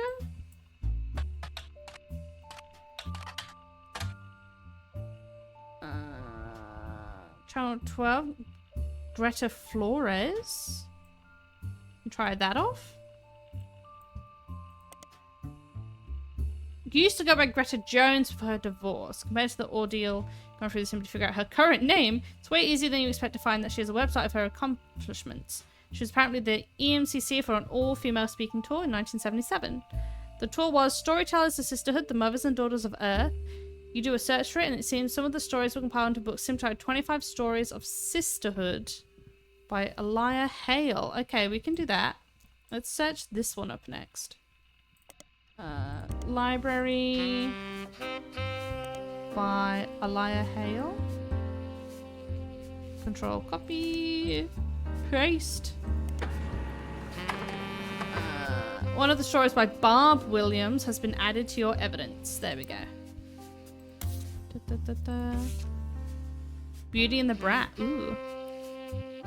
Focus on two 16-year-old girls. My sister Sherry was a brat, always sulking, often disobedient, never on time. She borrowed things without asking and even ran away from home, only to sneak back the next day like nothing had happened. My daughter Sharon, on the other hand, was a beautiful person. She had excellent marks in school and was intensively artistic and creative, and even volunteered for an animal rescue.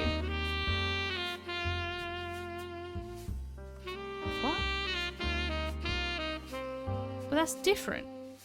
That's different from my info.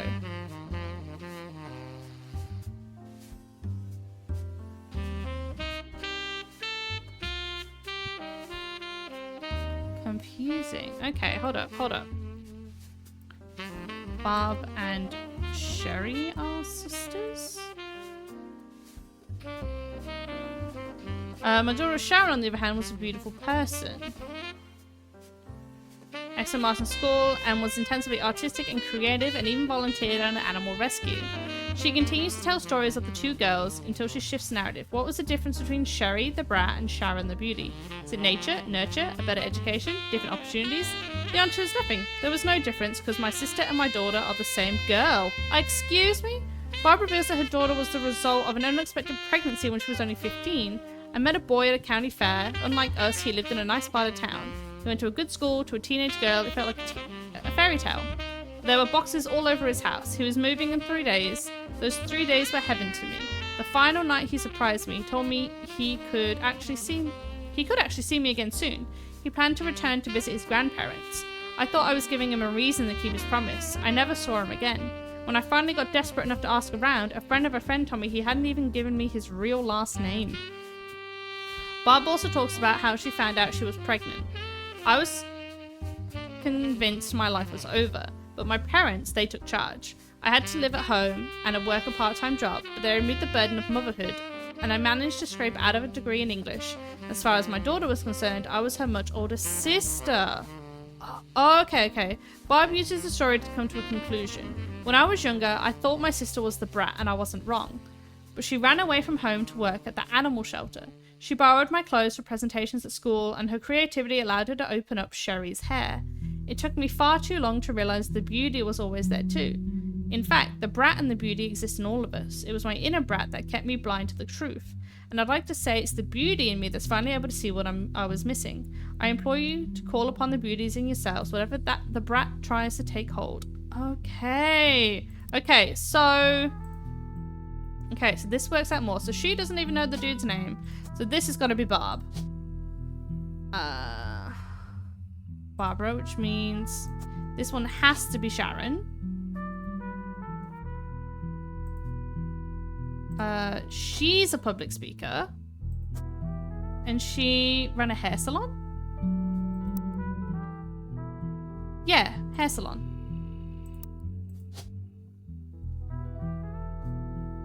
Hairdresser, there we go. Which means this should be Drew. Or Andrew Smith. You're Drew. And then...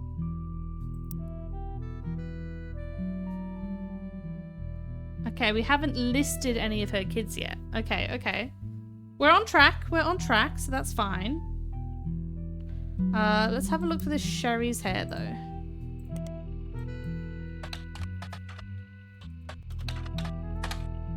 In Orlando, the owner of the business is Sherry Yastromex. That is a name. Okay, let me copy that.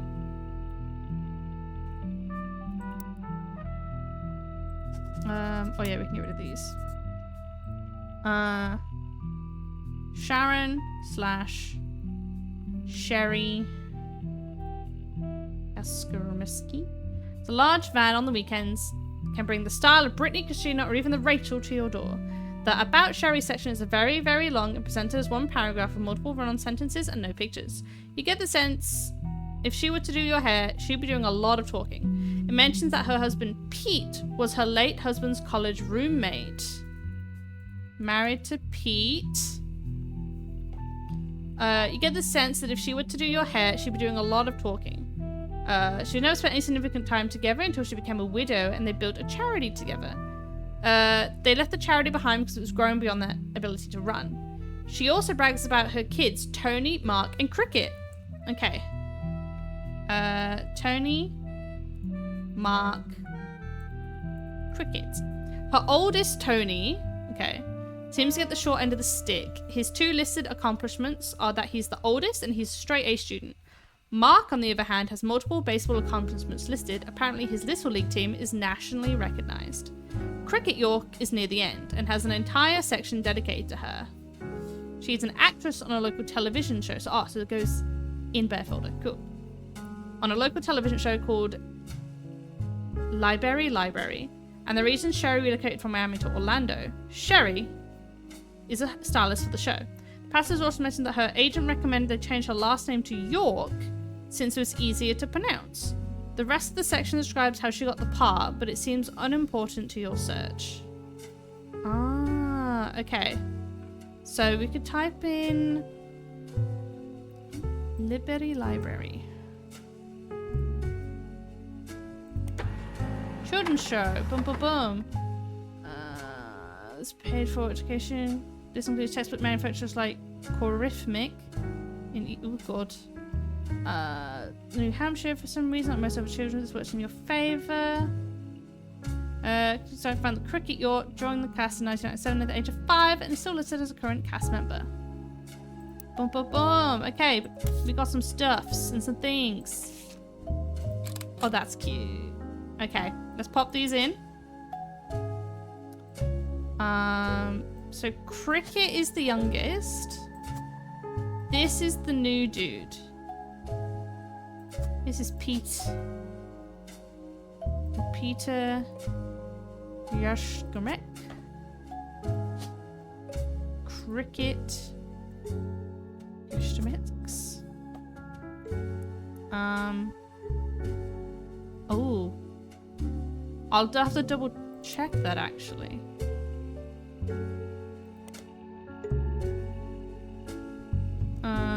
She's an actress. There we go.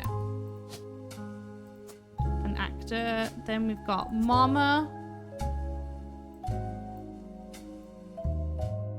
Okay, that works.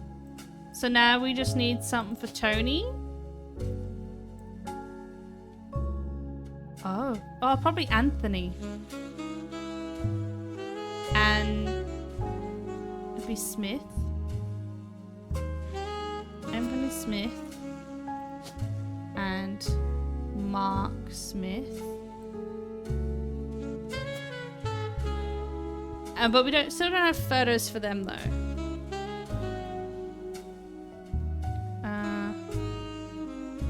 He's in a little league, so would that make him a student? They're probably both students.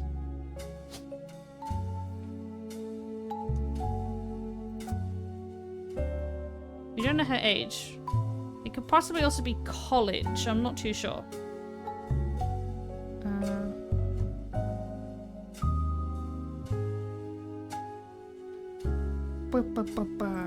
Okay, what was the other thing we found? Forward.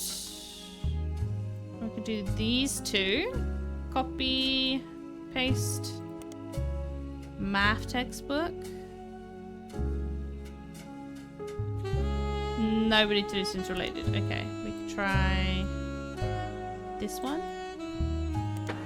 Oh, children's service. There we go.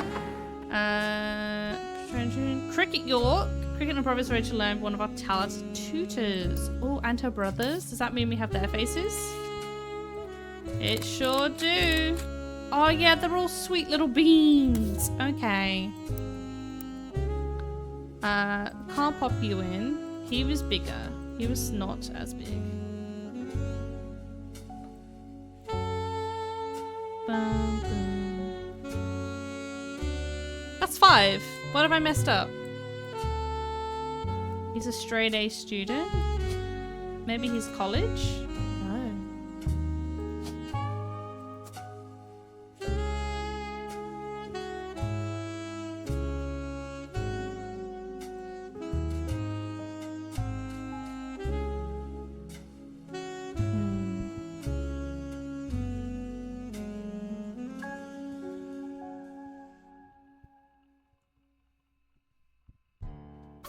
Have I missed something?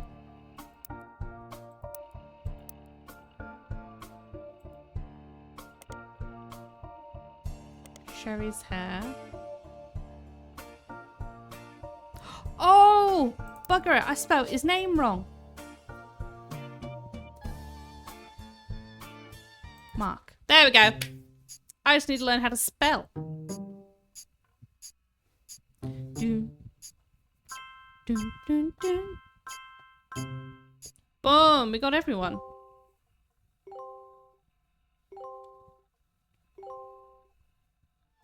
Booyah! Hi again. I know you probably thought you were done, Yeah, I saw that extra 2 added on to our 30. but it turns out what you're doing here might have some pretty major repercussions on the family tree. That's not my problem. Again. Also, there's something really strange happening. I can't explain it. Neither of us can. I'd call it a simple misunderstanding, but it's digging at the pit of my stomach. I just have a feeling. Clark? Last week, let's just say being the president, sometimes people bring me things. Okay. Just skip to the important part. Right. One of our janitors brought me some hair she'd found in Ruby Spratt's trash. It was Bonnie Hudson's. Okay. Bonnie is Guy's sister. She'd sent us her hair to test potential Roottrees, since her DNA is closest to Guy's. That's a good point. But Ruby threw it out. Oh. I wasn't sure why she would have done that. Especially That's right sus. before we began testing the tree you provided. When I asked, she told me she thought the samples needed to be fresh every time they did a test. That's not true. It seems really odd. You can take it Ruby for a was the little one who while. convinced us to do DNA testing in the first place. She seemed so knowledgeable. I don't like it. You've done more of a deep dive on these people than anybody else has. Clark will keep a closer eye on the DNA tests from now on. Okay. You have an eye for anomalies. We need you to find the smoking guns. If there's anyone you're 100% positive can't be a Roottrie, Or any you've got definitive evidence are Roottrees, Oh. then we might be able to catch Ruby in a lie. What does that mean? This got updated. Certainly legitimate, very unlikely to be legitimate. And which of them are too ambiguous to make a decision one way or another. Additionally, with the suspicion of Ruby Spratt, it's possible that some of her behaviours in the past have also been cast into doubt. A new section of the tree has been added for you to fill in. God, what's happened? Oh wait, we need to put this photo in. Oh, which also means this one is Barb's. Back up. There we go.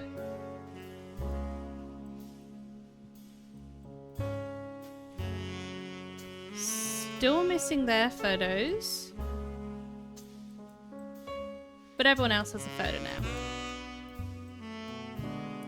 Oh, and these two still need more photos. Possible oh god. We now have to verify everything. It's not just verified for us. Filling in this person is optional. Filling in this person is optional. Now it's trying to review all possible root trades and input your deductions. You'll then be able to end your search and reveal the truth.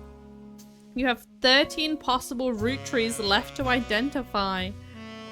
What a load of crack. Excuse me? Why have I got to do so much more?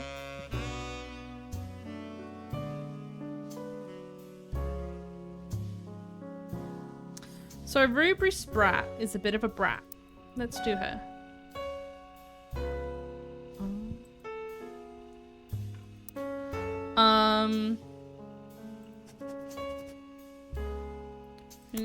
We should probably start fresh. Except for Ruby, you can stay. You're sus. Relatively elusive. Sort of Mid-Eastern.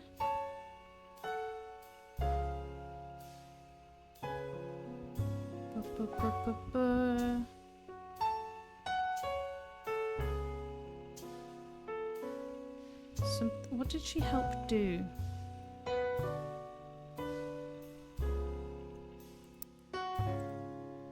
What did Ruby help them do?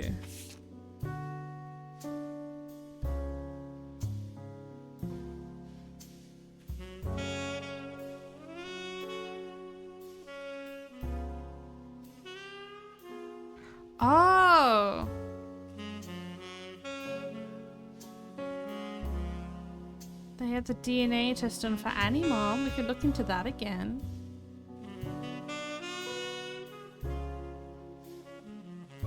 Okay, let's try that.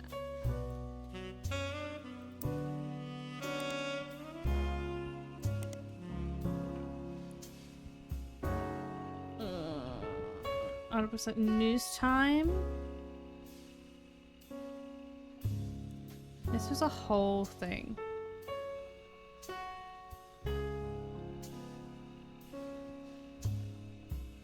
Okay. Well, we do know someone who is a little sneaky. Yeah, they're not afraid to expose the details. Under the headline, Anonymom, the Anonycom.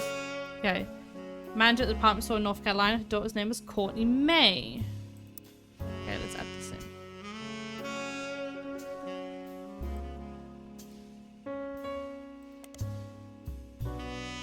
Annie Mom. Oh my god, this is grand. I didn't realize I could do this. As for a famous cover story, they didn't identify news at times, perhaps to avoid being sued. Green S. File for bankruptcy. Speculate that they were in on it together. Not a credible publication.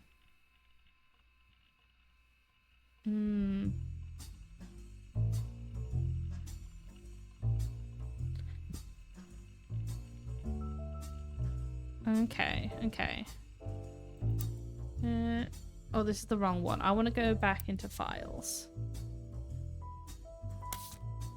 Confidentialis. Life's too short to not have a cat! You just have so many names.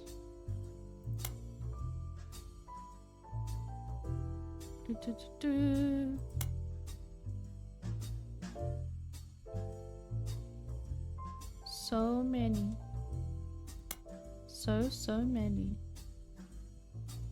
Oh! Corrine Schwartz and... Ooh, a Beatrice Schwartz. Oh, I like that. Ooh, this is great. I don't have to type anything anymore. Life's too short and I have a cat. Wait, do you have a cat? I don't. I wish I did, though. I wish I had any type of, like, furry animal. That's the type of pet I want. But I'm in a pet-free apartment, so I can't get a pet. Me. Do any of you guys have cats or a fluffy animal? My partner has 2 geckos, which are very cute, but I've told them if any of them like land on me while they're like crawling or like when he's playing with them, I will freak out, which will make me cry because if in my freak out, it falls off me and gets hurt, I'm gonna be devastated because I love those creepy little things.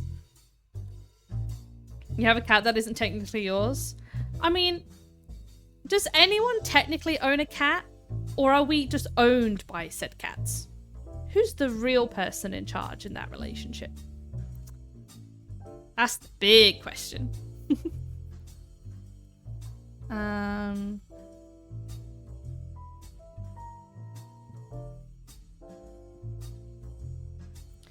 So, if Courtney May was brought in, so Annie Mom is probably Beatrice. So let's have a googly. Let's start with Courtney May. Copy. Paste. Simple website with black text. She's not shy about claiming that she's Jane Doe Roottree. She's proved she has an unobscured cover from the time she was featured on News Times. Oh, true story of Jane Doe Roottree. Ooh. Oh, she changed her name to Newton. Ah, let me change that. Oh. Courtney May. What? Married to Newton?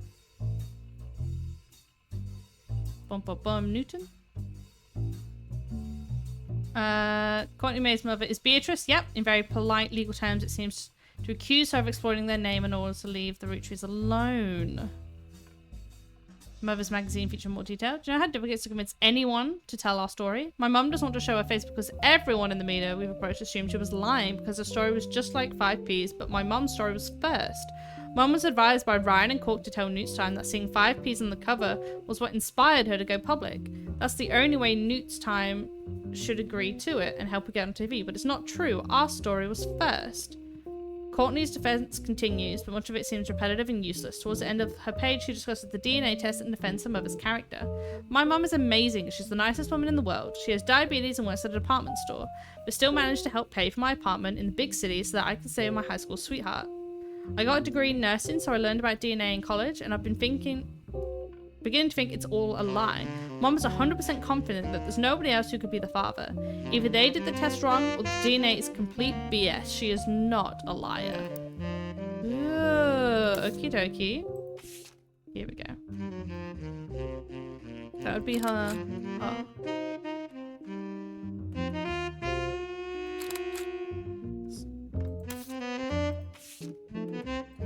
Courtney, May, and Danny. There we go. Danny Newton.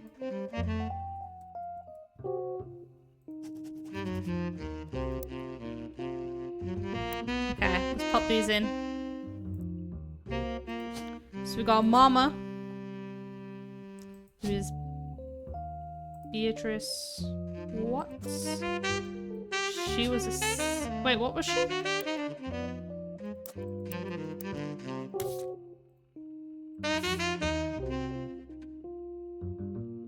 They were secretaries. Okay.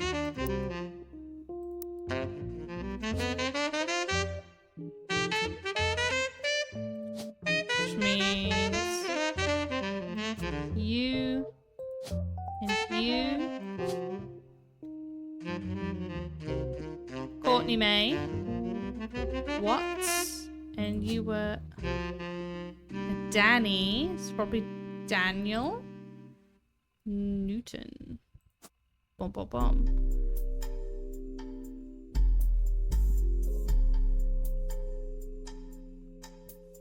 Did this? I got a degree in nursing, so she's probably a nurse. Oh, helps if I click the right one. Okay. She's in. It's a stray that lives with you, Sparta. Oh, see? See? The cat owns you.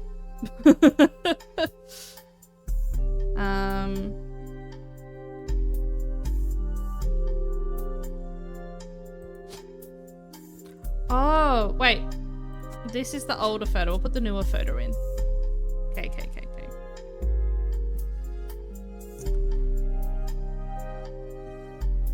But I still don't know. Okay, well we got them filled in at least. But how would we do deductions?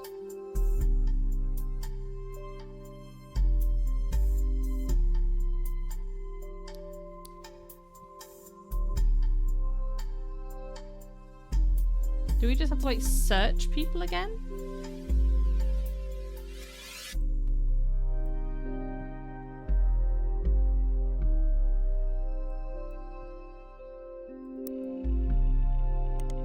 Oh, wrong one.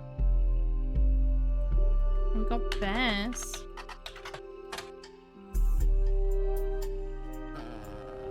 Minor history with the family.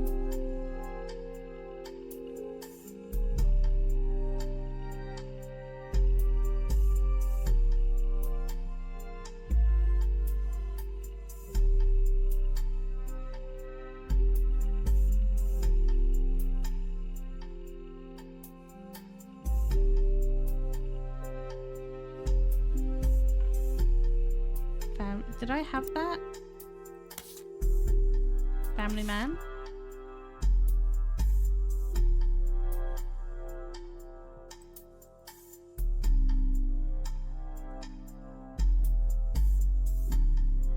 Anything true about Elias either? Spot I won't say that she doesn't come inside the house, but we'll go on the patio, won't leave the yard. Ah, well, she's a free Roman queen. That may be why. Ugh. I don't know.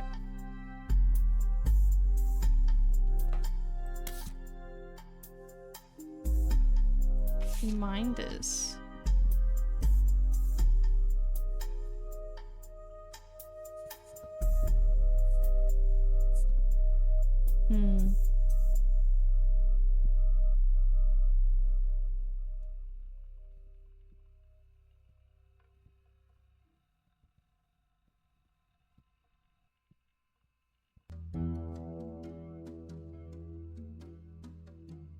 Then that should be propaganda.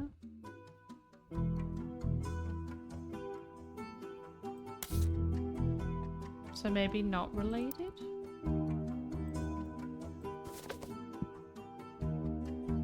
Smoking guns, 4 out of 4. It might be a root tree, but it's impossible to prove.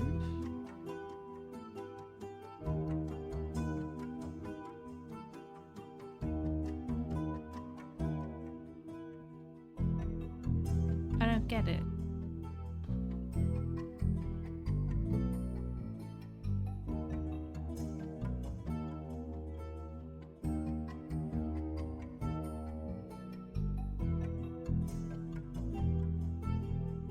What? There's nothing that says no or not. Possible. Maybes? Do you have to do that for all?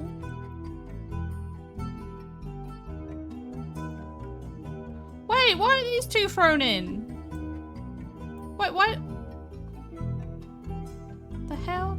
Am I gonna do extra work again? What is this? Okay, let's look at Stuart. Mary Beth Clementine. He's a police officer.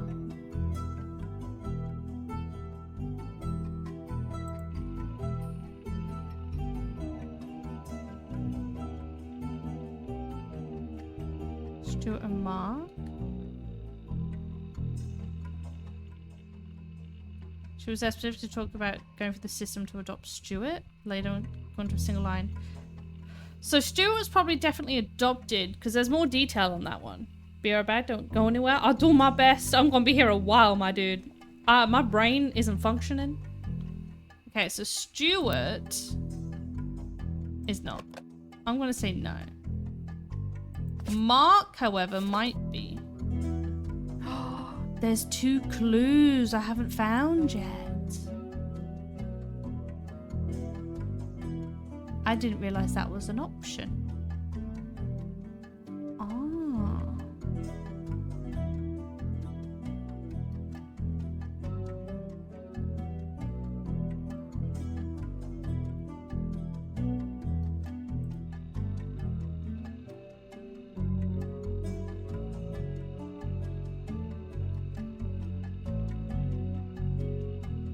Okay. Billy Sims. Mary Beth.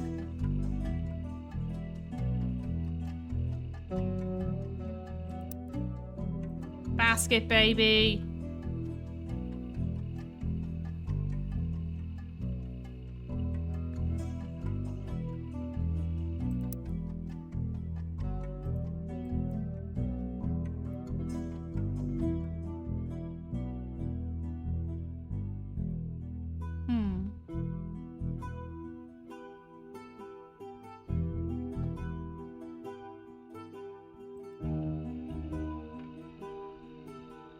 I don't know what I meant to just suddenly see.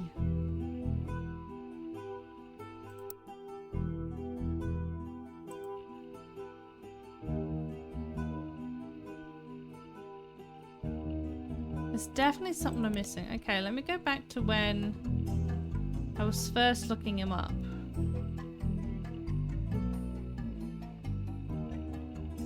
Oh, around here, around here. Okay, Mark, Crocodile Clementine.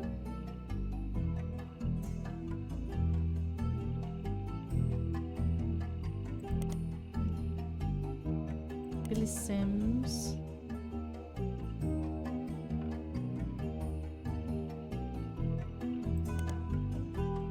Crocodile.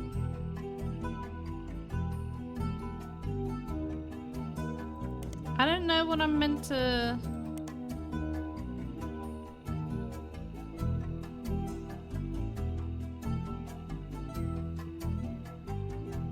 Huh.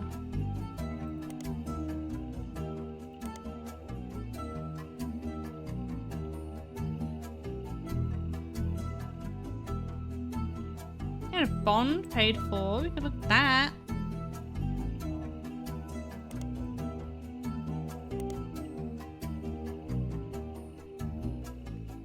Rosita Jacobson used to be named Lucinda.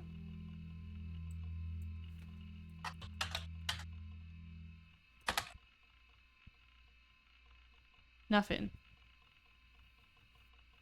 But just anyone named that would got it. Oh, that counted!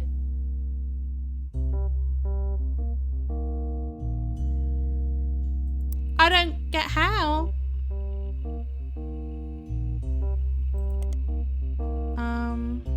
News time?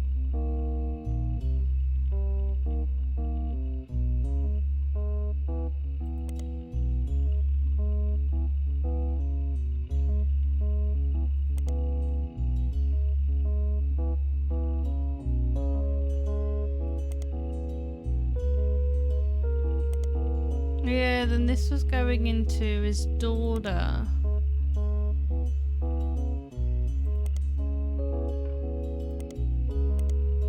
Her bridal was a scam. Definitely Lincoln.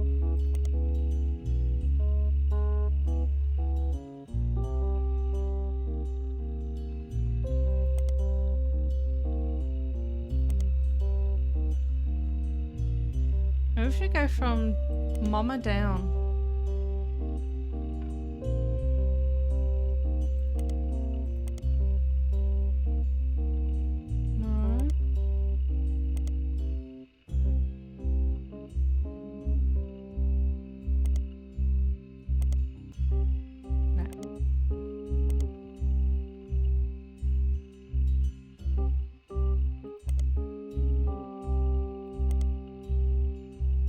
I don't know what I'm meant to be doing here, lads.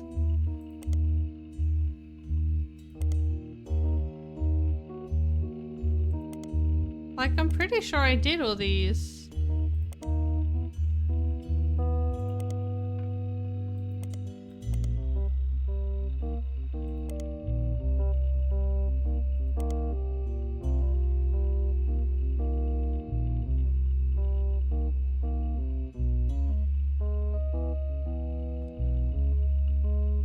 The only one, like, new one we added in was this Jacobson.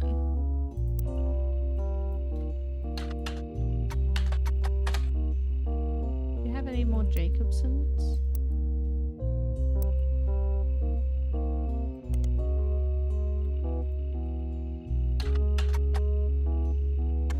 Just Torrecida.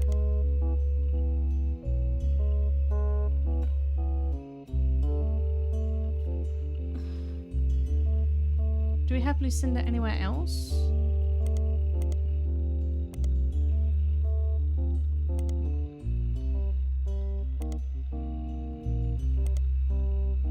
Rose Amos. Roottrees. Edith and Lucinda.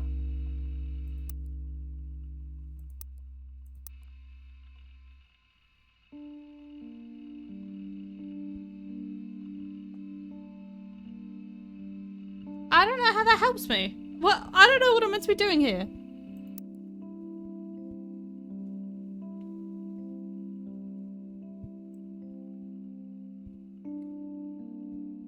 It was paid out by Lucinda when she got in it.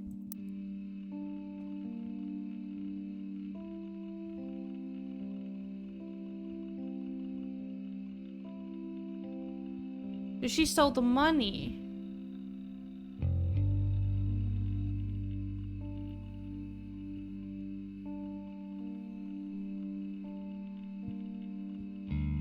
And the church didn't press any charges.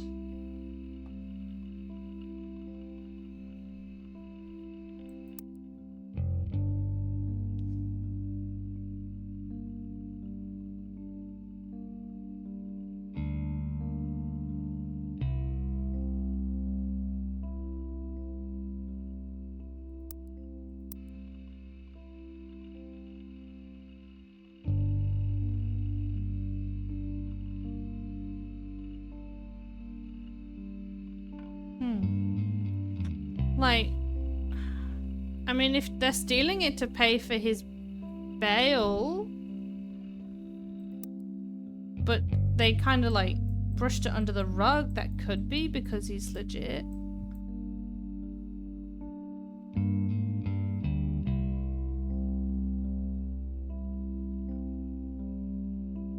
Yeah?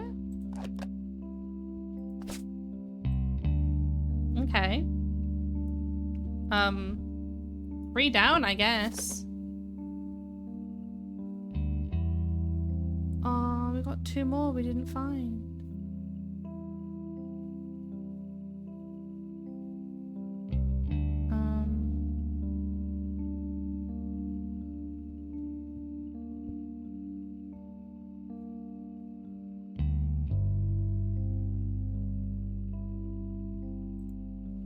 I don't know what I'm meant to do for this section, lads. How am I meant to just find this stuff? I'm quite generally stumped. And he's got everything.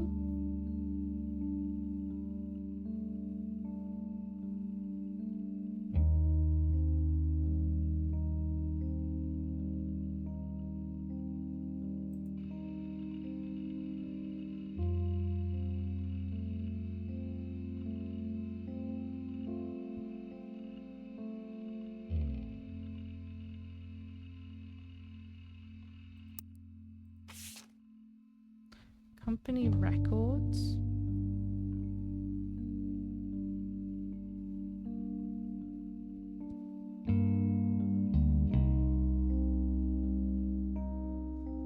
Christina, I mean, is mom changed names during that time?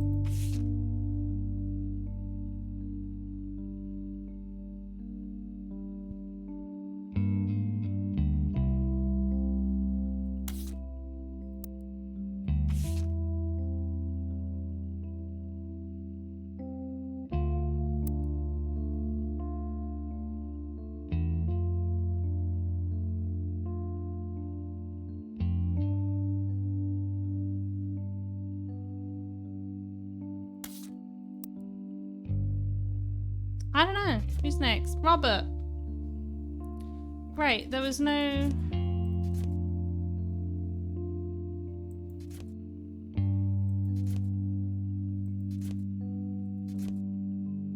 Oh my god, there's so many. I gotta do a whole new thing for these dudes.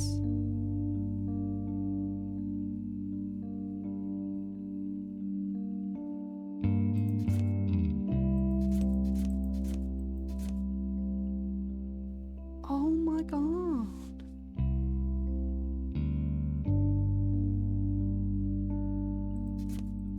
Well, if any of them, I at least think these two are legit. Because he paid a lot of money to his mama to get that wing. So I think these two are legit. And they're twins. If one of them is, they both gotta be.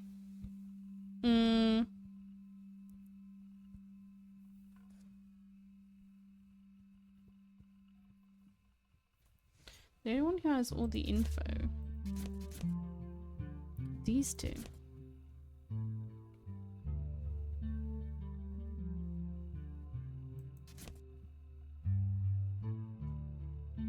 I genuinely don't know, lads.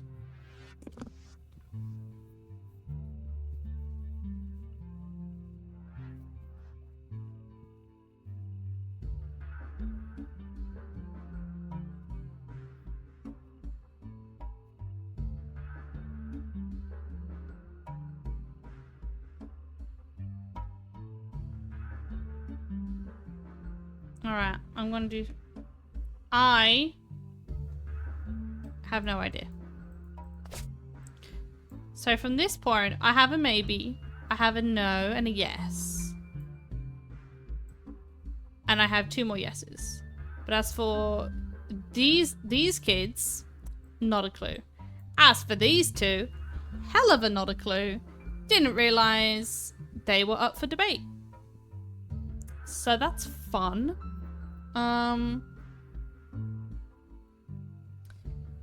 So, you know what? I'm going to do something I don't usually like doing. I am going to look up what the smoking guns are so we can fill out all of these. And then from there, I'm going to make guesses. But I'm going to try and find a non-spoiler one just so I can collect the evidence and figure it out. So, give me 2 seconds, guys.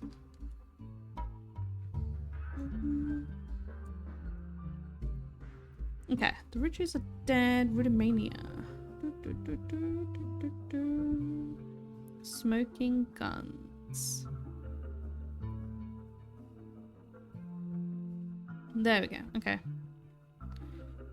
Do they have?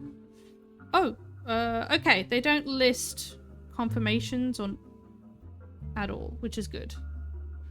Smoking guns starts with Frank. Oh, we did Frank. We got all 6 for Frank. Or 4 for Frank. Next it has Stuart. Stuart has the 2. And I made a guess. And Mark, and I made a guess. Courtney May. There's 6. Okay, so I have unobscured. I need DNA test. Okay, I have to look for DNA test. Courtney May Watts, yep. Anonymom, yep. News Time Anonymom.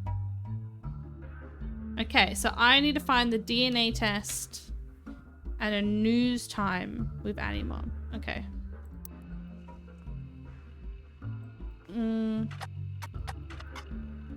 Anonymom and news time.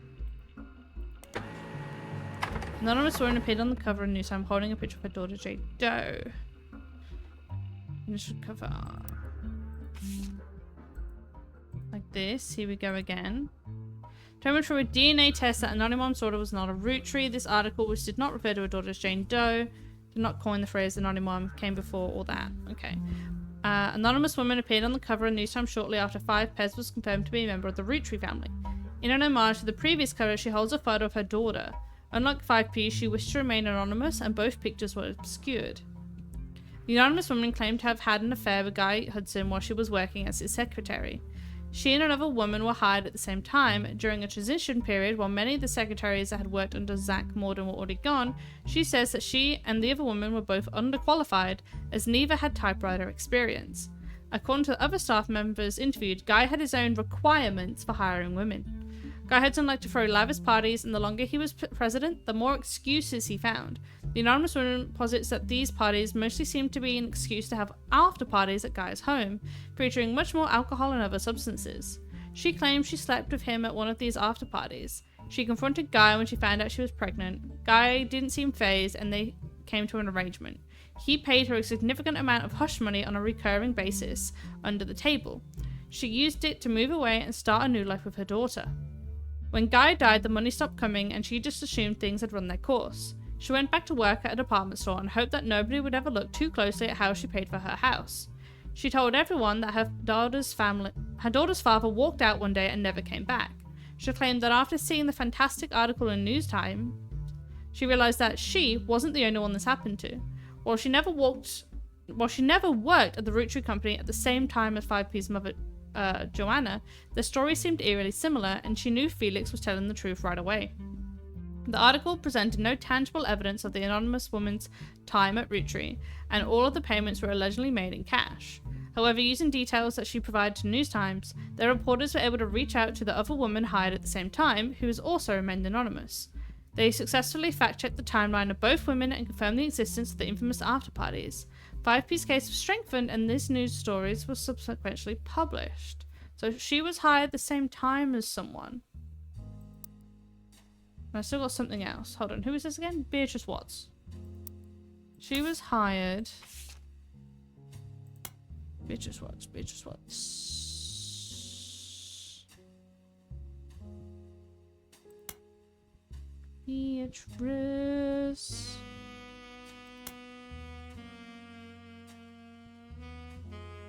Beatrice and Corinne were both hired together.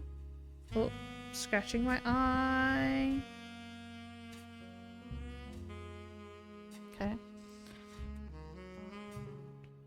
Do I need to search up Kareen?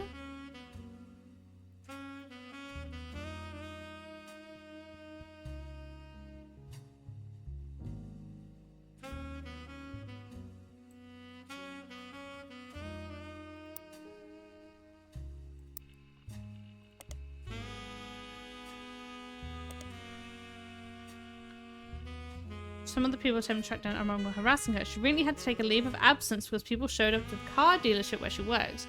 She's begging people to stop their accusations so that she can go back to a normal life. In every article you find, the journalists involved have independently verified that she is not Anonymon. But they definitely were hitting her up. So that kind of ties it and makes it legit.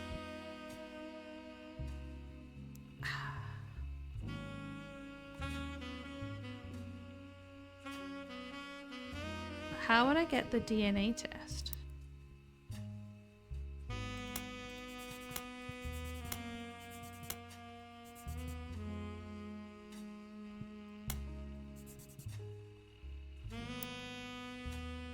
Hold up.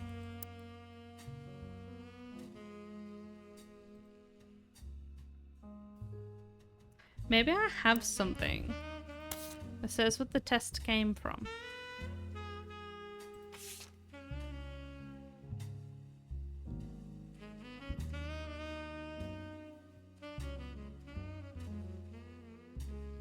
Orchestrated by lawyers on both sides.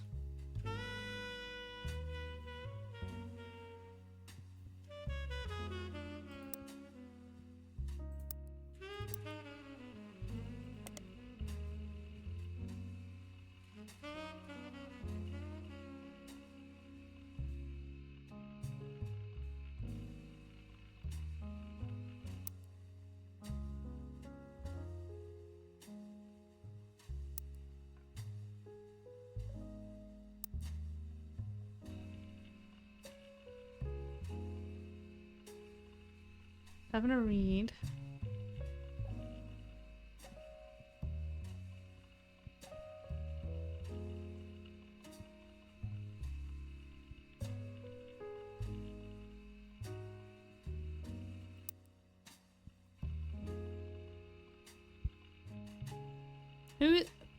Who is involved though? Sprats. No. What's the lawyer's name? Sprat.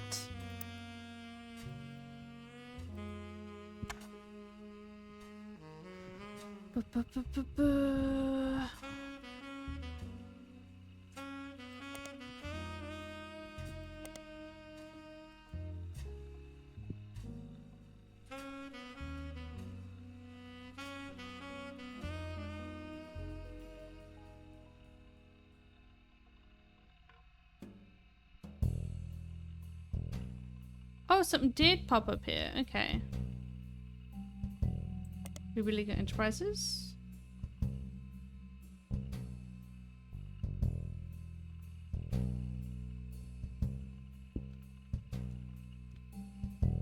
Clancy Trust.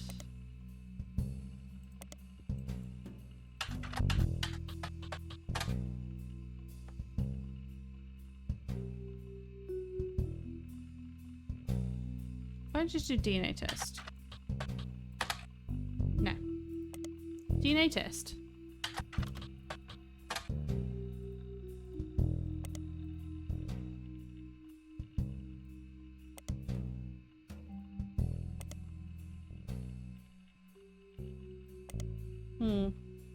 Let me check. Spider search. Ryan and Cork. Who is Ryan and who is Cork?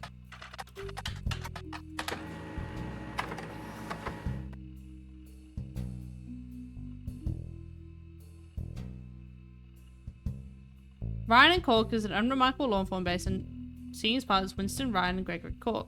The firm mostly handles local cases and recently represented Anonymon. Their website has a section about the case, including a scan of the DNA test results that prove Jane Doe Rootree was not a Rootree.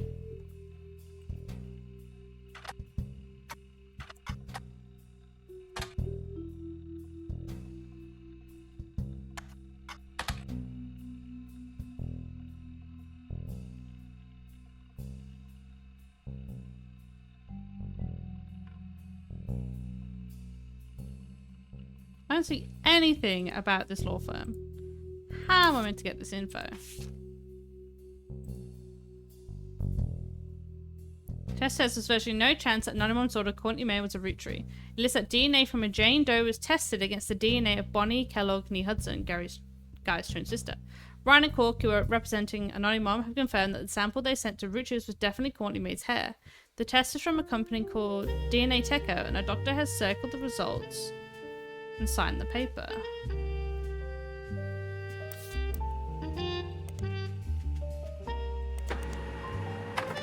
Dynatico. Okay. According to the search for the DNA that proved Felix Fellows was a root tree, and even used it as an example of how DNA tests look, so you supplied some information. Whenever they take a sample in person, they put the name of the person on the test according to their legal ID, which is why it says David instead of Felix. 99% chance David Fellows is related to the alleged aunt, who is listed as Jane Doe. Sorry to tell, is a natural third party. Wait,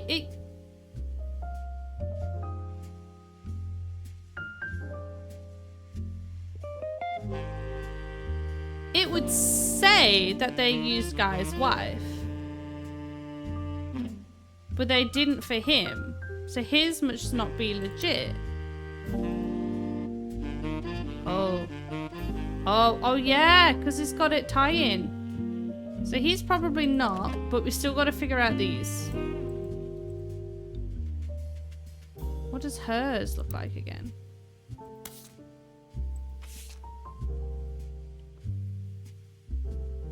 This one does say it, but they've used a Jane Doe child. They haven't used the official one. So they probably didn't use Courtney May.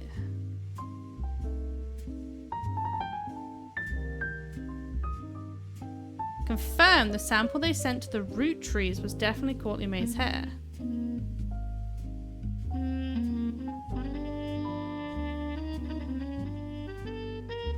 But the lawyer's already been found out to have thrown it out, so they probably didn't use it against her at all.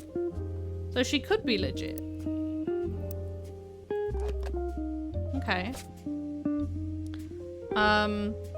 Okay, well there's all those smoking guns. We can move on to this one. What have we not got? Hi, One True. How you going, my dude? We're filling in the blanks with the help of some internet searching right now. Hold on, we got News Time, Company Records, and All Your Problems. What's all your problems?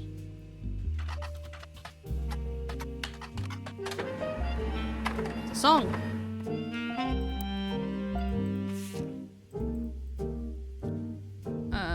Attention, attention, Roottrees. This 5-piece coming at you from the real world. You know, the place you never lived. Madison chicken or chewed. My puppy's fancy trust should keep you away. So this is just like a burn track. Attention, attention, Roottrees. This is 5-piece coming at you from the real world. You know, the place you ain't ever lived in. You say money is a rule. Well, okay, well, we got the song going. She best be legit. Yes, it's going. Hope you're doing well and staying safe. You too, my dude. I hope you're having a good one and all is well. Thank you. You're gonna listen to some rap. Okay, what else have we got? That's filled in. Up to Annie Mom. We got Spider Search of Foss 17. 17? I can't think now I've got this on. My lord. Something for Dirty Davy. Okay. I already don't think he is. Yeah, I already think he's a definite no because of that DNA test, so it's true. What is a Foster Fountain? Small park in Portland. You can see by Ruby Spratt, an alumni of the foster care system. Business can aim point 9 towards these targets. The response to businesses matches it. Ooh, okay. What's next?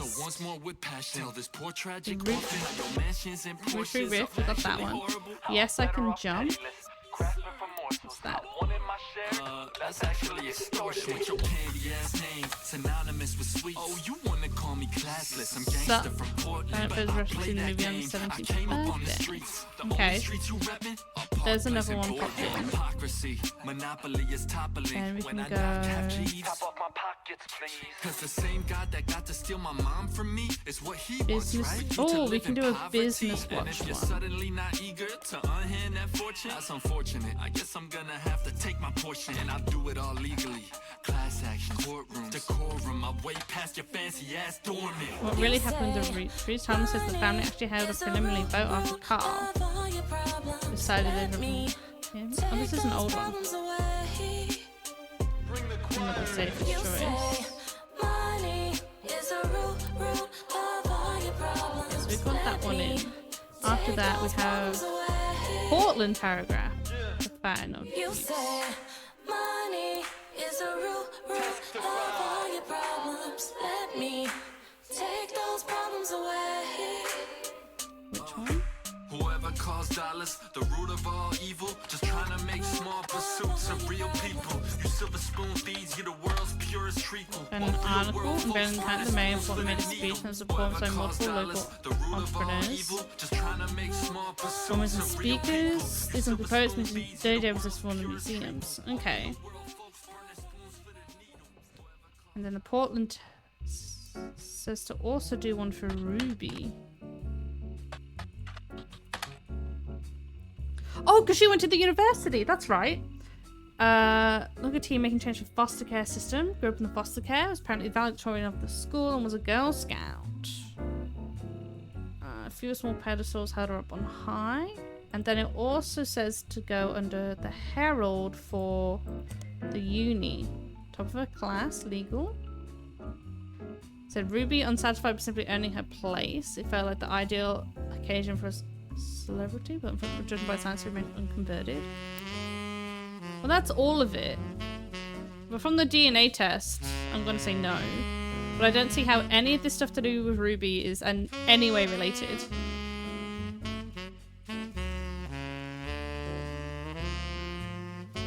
Alright. Okay, who's next?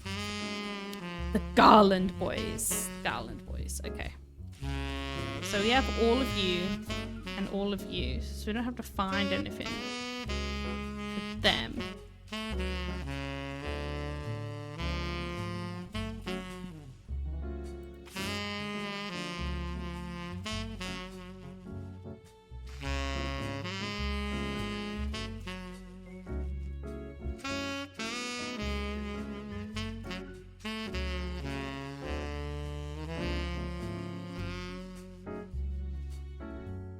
I don't know how that helps.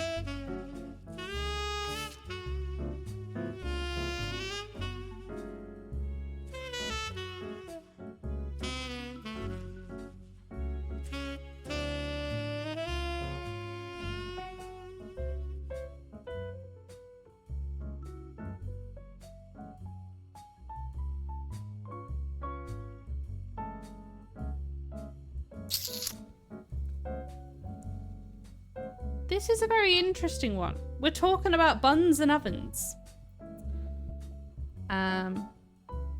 Fontaine Yates, Flora was both delighted and distraught. She felt as if she was torn in two.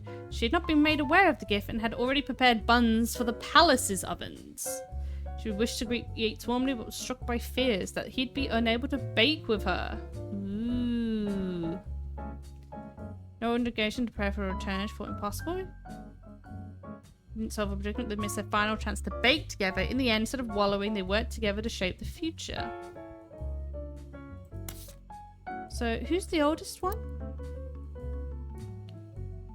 He's the oldest. So, if anything, we're gonna be doing some inference here, lads. He's the palace, the king. He's the president, runs the castle. She was already cooking a bun. And then when her love came along, he was like, it's chill, he's mine now. Let's make our own. Backing didn't go anywhere? I have not. I'm more confused than ever. I'm using a guide to help me find articles. It's not... Either way, I'm inferring that this dude is legit and his brother is not legit. Because of a story of about bread. Okay. Min Lang. What have we got? Company records, yeah. Hanging with the Hans. Oh, Lang. Okay. One we have to do is Lang Tai, which is her mum's. No, her aunt's. Her aunt's company? Her aunt's company. Going to help extend the Roottrees products to China. The company seems very accomplished. Their site has quotes from many different reporters.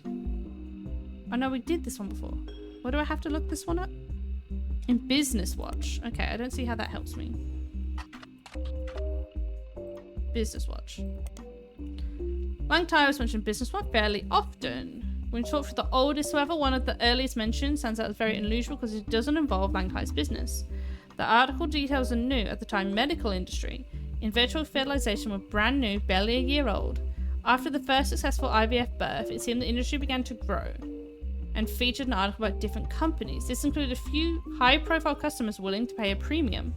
Apparently at the time, the CEO of Lang Tai was Lang Hongbo, and his younger daughter, Lang Jinyao, and her husband could not have children. So in an attempt to create a suitable heir, he paid Quigness to have their child implanted in his older daughter, who was unmarried. The cost for this was apparently 38,000 won, or just over 100,000 US dollars. Okay, let's look at this Quigness.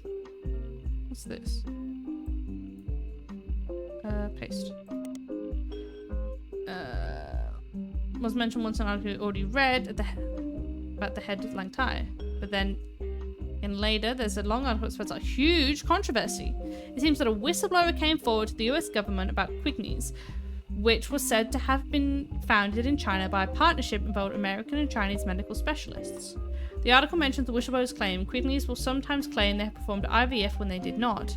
This would often be used as an excuse for an otherwise unexplainable pregnancy. They'd fly their clients to America, where they would stay for an extended period of time, then return to China with news of a successful IVF pregnancy. The whistleblower apparently presented the Department of Health and Human Services with credible evidence. At the time of the article, it was still an ongoing investigation, but Business Watch speculated after copies of the proof were leaked to various media sources that they couldn't imagine a world in which the company would be allowed to continue operations without facing serious legal or financial consequences.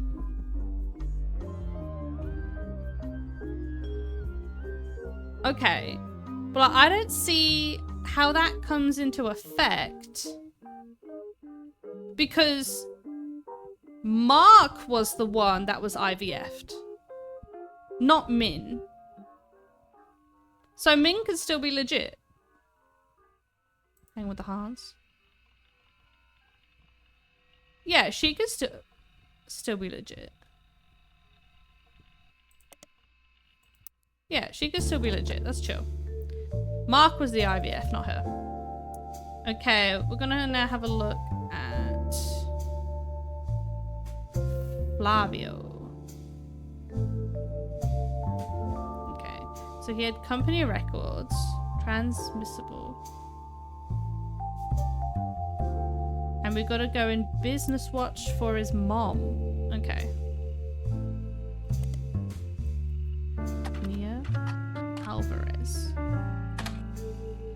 There's many forms of media in Brazil under the umbrella of blah, blah, blah. Business Watch has mentioned her by name a few times. Most relevant appearances being an article about the struggles of American media companies to do business with their foreign counterparts due to difference in laws. A few media groups and countries are discussed, including those in Africa and the Middle East. Due to lack of freedom of speech laws in Brazil, there's been a bureaucracy by publishing certain stories.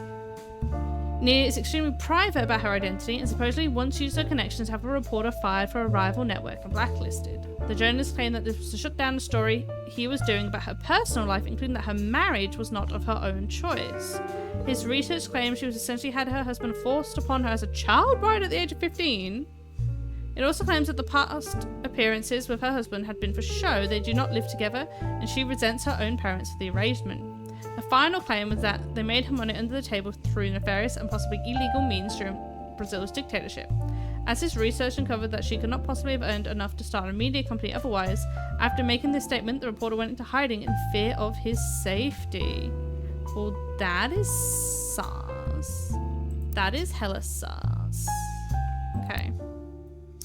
We got all for him, though. But, like, once again, how does that relate?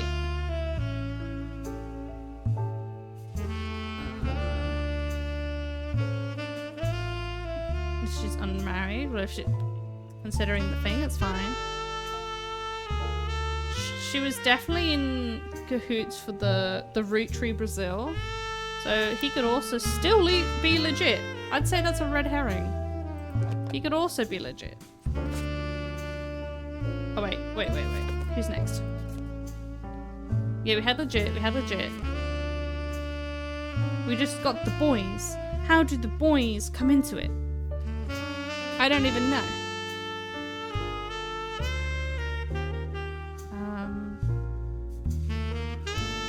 Ronald and Robert Roottree. Here we go. Revisiting the diary. Got that. Update. Wild Bill Williams. Okay.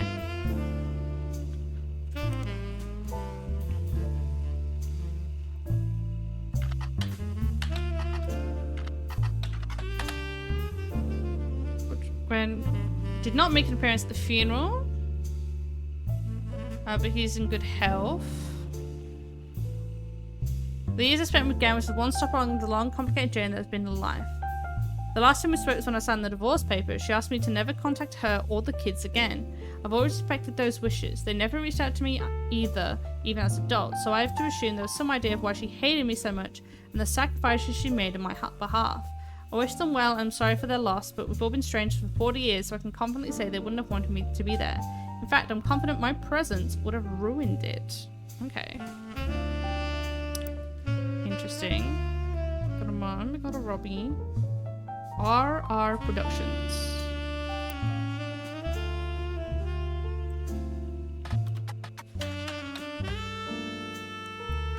As guys like us, okay? Guys like us. I'm not gonna type that out.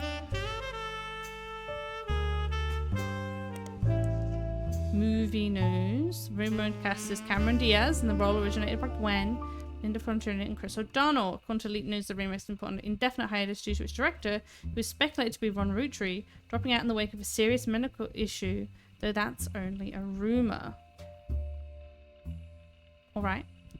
The next... Oh, keep opening it. The next thing is apparently a Penelope Tessa Green.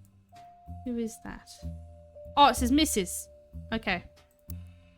Under spider search again.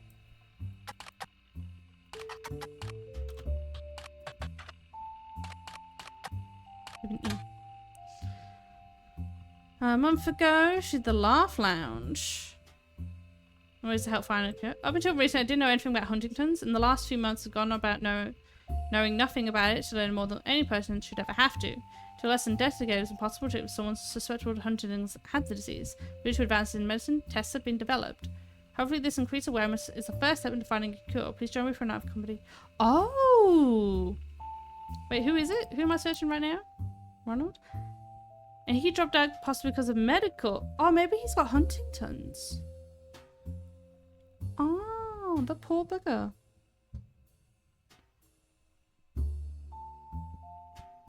Okay, let me check into the remake though.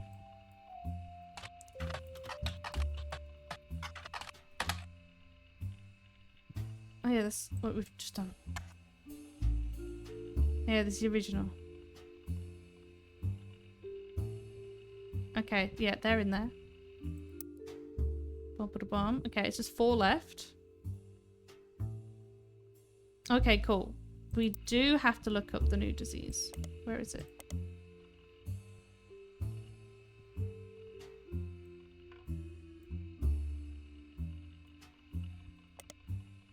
It's a neurodegenerative disease that's most recognized causes memory issues and uncontrollable movements in the limbs.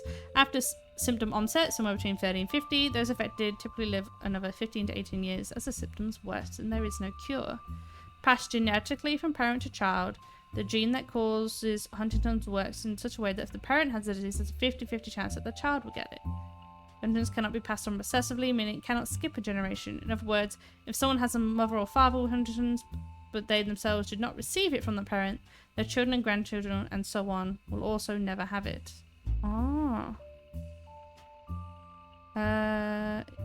Possible to test children for it. You know if they have disease passed on. For a variety of complex reasons, however, children are considered unable to consent to such a test and are therefore very rarely tested unless they're showing early symptoms. Oh. Oh. Well, no one else in the family has it. So either Dad did, which I don't think he did, or he's not a Rootree. Oh wait, no, that wouldn't work still. Because obviously Gwen is Mama. What? I don't know. Hold on, let me finish off the list, and as I keep finding articles, I can figure it out. Next is Leslie Florence, whoever that is.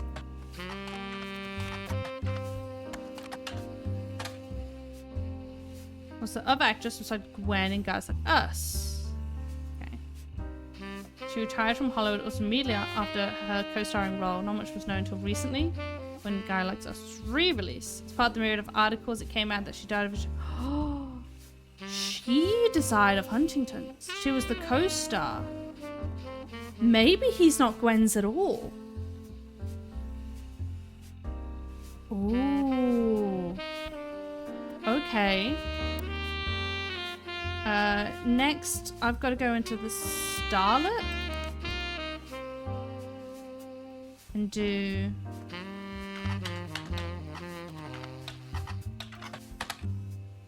who had been seen in public under his real name, Walter Forsythe.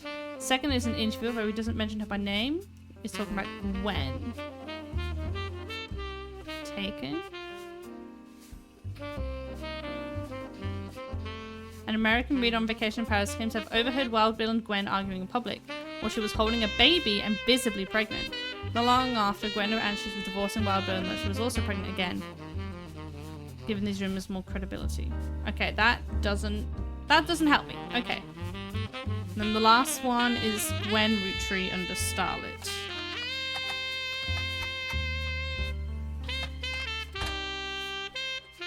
When their smoke found all the smoking guns. Oh, there we go. She announced her divorce. She also announced she was pregnant again.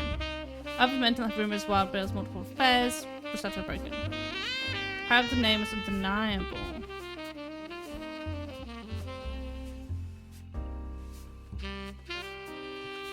So maybe as Ronald's older, and Walter's apparently fine. So maybe he isn't a Rootree. But that doesn't mean anything for his brother. His brother's fine. A delinquent, but he's fine. So it's possible that he is a legit one. Still.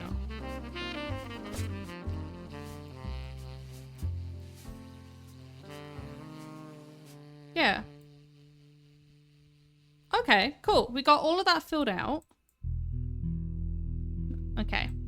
The last point of call is we're just missing these 4 photos, which irks me. So I'm going to look up where the bloody hell I get these photos from.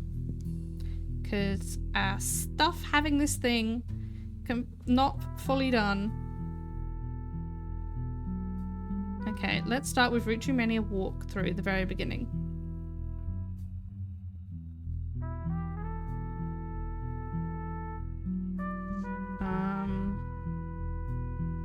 Okay, where can I find these photos? I need Chris's photo.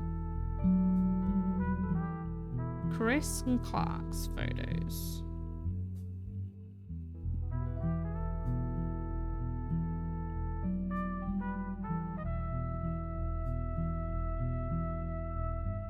Chris and Clark.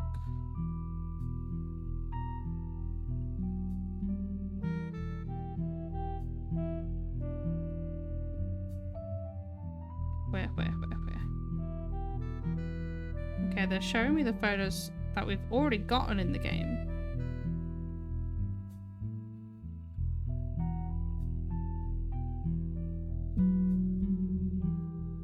So I don't know how we get those.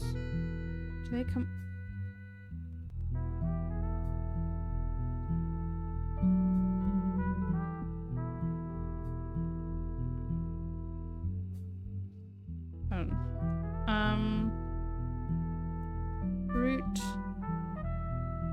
RoottreeMania. Clark photo.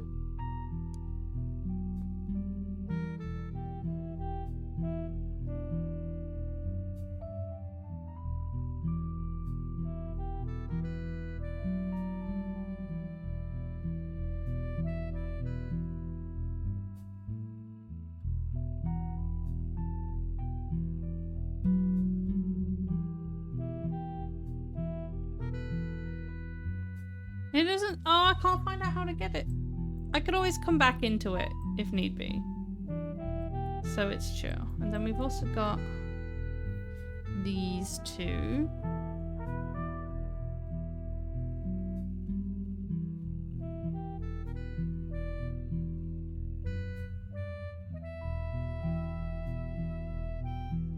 Okay, we can do that one at least.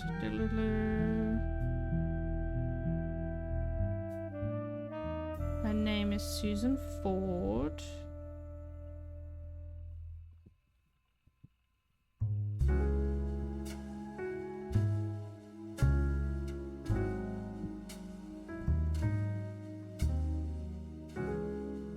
Oh, okay. I think I have it in Butler County Times. Randolph School for the Deaf.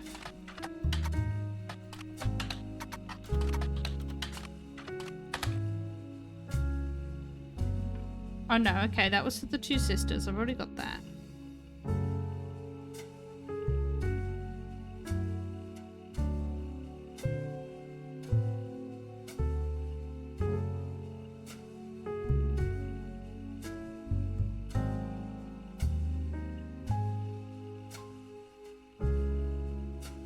What? We can see she has a tattoo on her hand, which is the same tattoo as the woman from the Chris Rafferty in the Office. Where do I get that photo?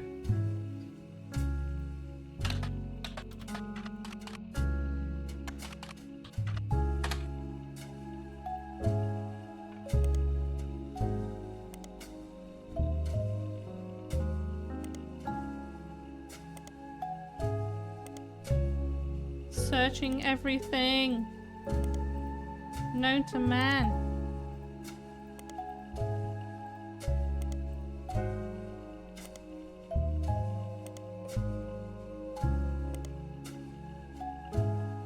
Blast. Full of photo. Everything. How do I get that?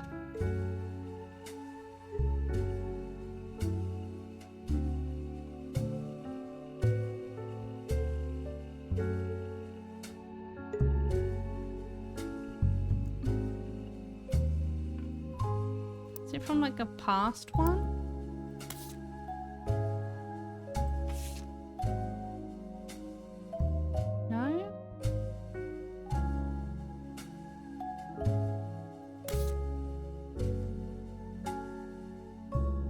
Eyes confuzzled. How do I get that? Chris Rafferty in the Office photo.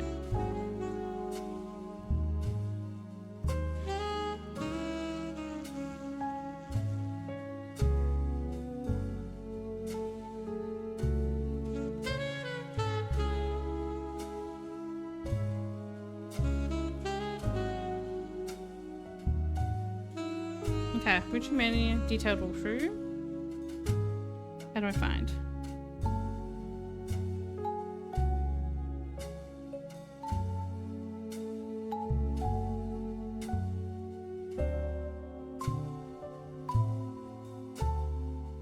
Sorry, that's just you just staring at my head as I try and search.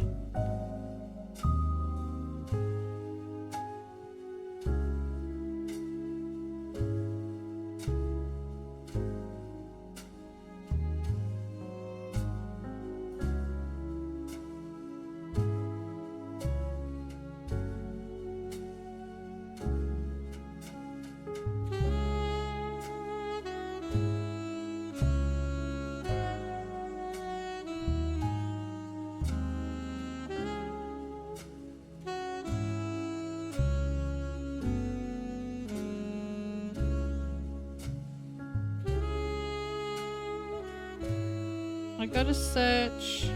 Wait.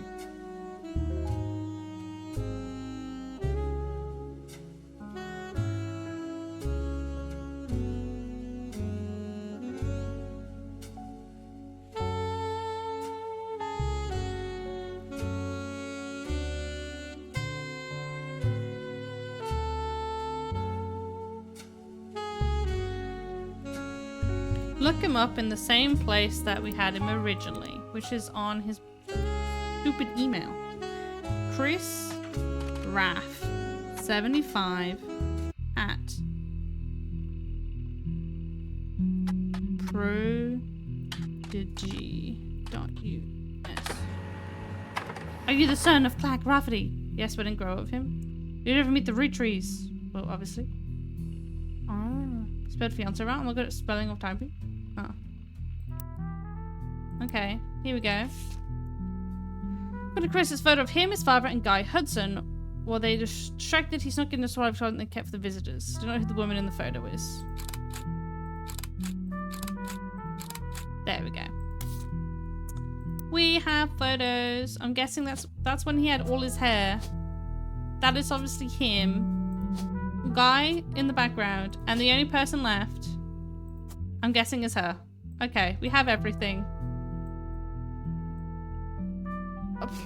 Yeah, I'm admitting now, I would not have gotten all of these smoking guns. I'm willing to admit, I wouldn't have got all those. I needed internet's help. Some of these are convoluted, and I would never have found some of these.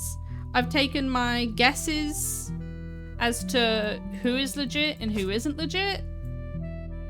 And we'll just figure it out. We'll figure it out. Okay, I'm ready. First, the big reveal.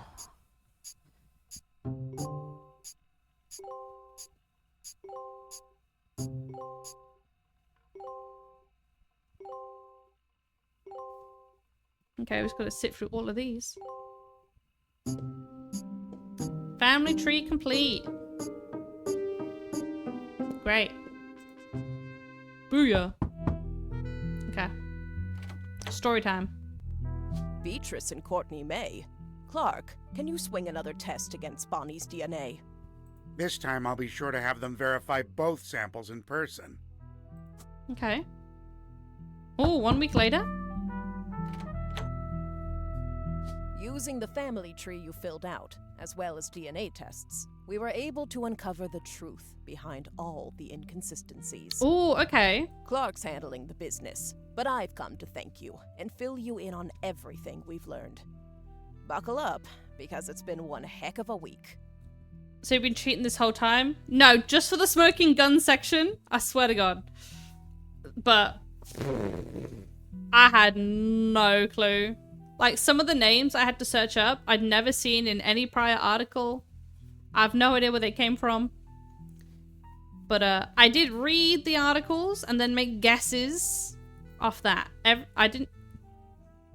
So, my guesses are legit, my readings are not. Actually, that's an understatement. It's not every week you discover your family company is being sabotaged by someone they trusted. Okay. But that's the kind of time we've been having. Like I said, buckle up. Maybe grab some popcorn. Oh yeah, grab some popcorn. We'll start with Guy Hudson. I'm gonna have a drink quickly. And yeah, Guy's gonna be an endeavor. He had all those affairs. Guy had a frankly ridiculous number of potential children. What shocked me is how many graduated from potential to confirmed. Ooh. We can even prove he was aware of them. The smoking gun was how he used company money to pay off a lot of women. Especially these two. These two got an entire wing in a school because of their birth. He hid it with a method inspired by his idol, Elias. 5-piece flavors. The flavors he was paying to research were a ruse. He Okay. developed flavors based on the initials of the women he was paying, which was really stupid, considering I their never names connected that. started with X. Wait. Caviar was Christine, Nee Garland. Oh, no, not Nee. Nee Pharaoh. She turned into Garland. Butterscotch was Beatrice. Swiga was Swinyu. Xinyu. Strawberry was Sonia. And Sugar Plum was Susan. Yeah, I wouldn't have connected those dots. I'm glad Let's that start this game with did. Christine. Guy was paying her under the name Caviar, but there were some other clues. James was born 9 months after Zach's party. Okay. Christine was there with Guy, and when she got pregnant, she panicked. Steve stepped up. He even turned it into one of his recipes. Yes, I connected the dots for the recipes. That was my logic. All right, that's it. Not all the Dishonor. guys' Dishonor affairs on led your to whole offspring. family. Make a note of this. Mary Dishonor had on slept with you. Robin Dishonor Martin. on your She cow. didn't have children, so we'll never know. Okay, fair. Also, not every child of Guy's affair partners were his. Robert Garland was born after his parents had already moved to Boston. Okay.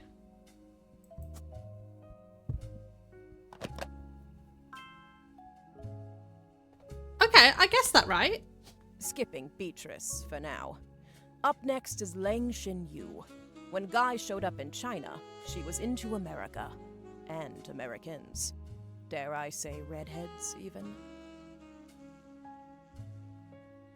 Okay. When she got pregnant, her father paid key genes to fake IVF. They claimed her sister was unable to conceive. What? No, no, no, no, no. Her sister has Mark. What? But her sister and Jerry had their own son, Mark.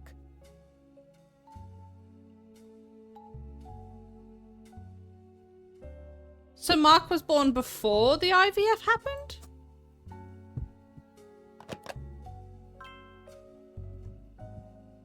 My logic was wrong, but I guessed correctly. Sonia Alves was soon after. Nia was married at a very young age to a much older husband. Yeah, she was 15, child bride. She resented him. I don't blame her.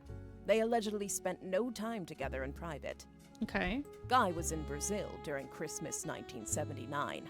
It's the only Christmas not in the records. Flavio was born 9 months later, and like the others, Guy started paying Sonia. Okay, he's legit. Last was Susan Ford, hired to translate for Guy's overseas trips. It's easy to read into Guy's donation to her school, but there's no definitive proof there. She and Guy were witnessed together near the end of his life. Susan's husband was convinced he couldn't be the father of her daughters. Guy, though, paid double. The price of twins. Oh, okay. Well, considering I never connected these dots, I never would have found that. Yeah. Spotter, how good this man's genes if it's only that one night for him to get his kids, right? So, what about 5 Ps? Yeah, he was the Felix first to Fellow's come out. mother, Joanna, doesn't have a 5 pieces flavor. On top of that, his story doesn't really add up.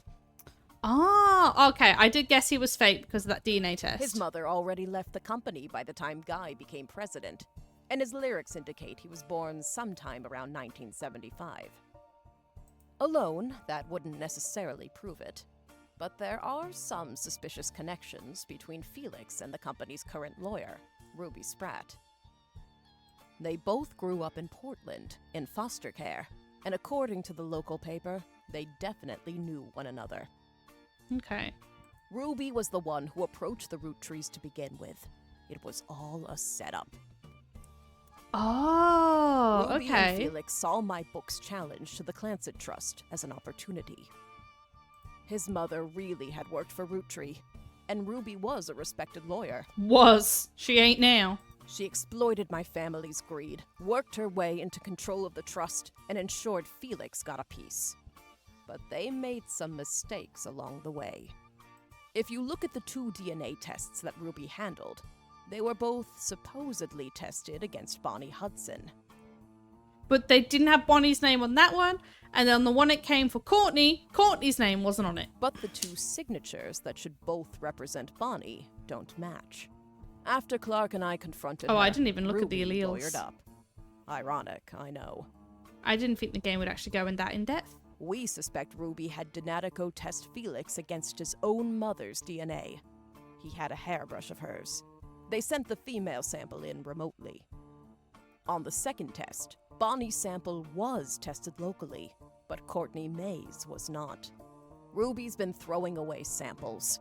We think she sent her own hair instead of Courtney May's, but it could have been anyone's. Ruby and Felix were in cahoots.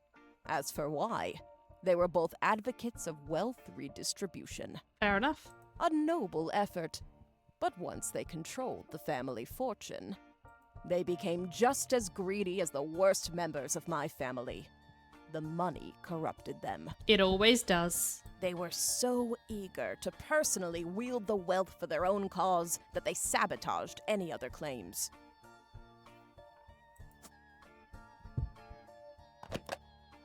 Yeah.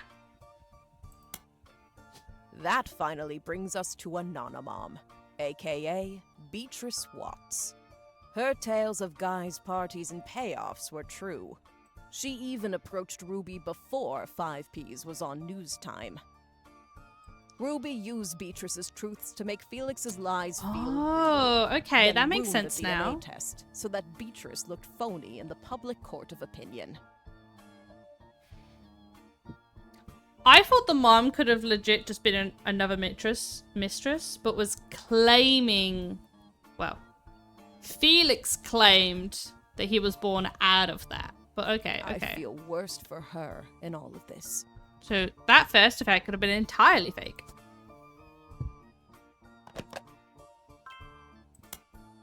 While Ruby and Felix stole the show, there were some other potential new family members as well. Miracle Roottree was less of an open and shut case. That said, it's very likely he had a son with Mary Beth Clementine. Not Stuart. Mary Beth adopted him before she ever set foot in Butler County. That leaves Mark. The timeline fits.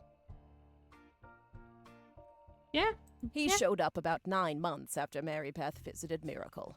And the basket baby story is a bit too convenient. Yeah. It If was the that's not unusual enough adoption. on its own, I'm sure you ain't corrupted. Not yet. It all gets us all in the end. he was also bailed out by the sister of Edith Roottree, Miracle Jr.'s wife, after she changed her name to win that silly contest. Yeah. Our best guess is that Casitos. Mark was told by his mother whose son he was, and used that fact to put some pressure on Miracle Jr.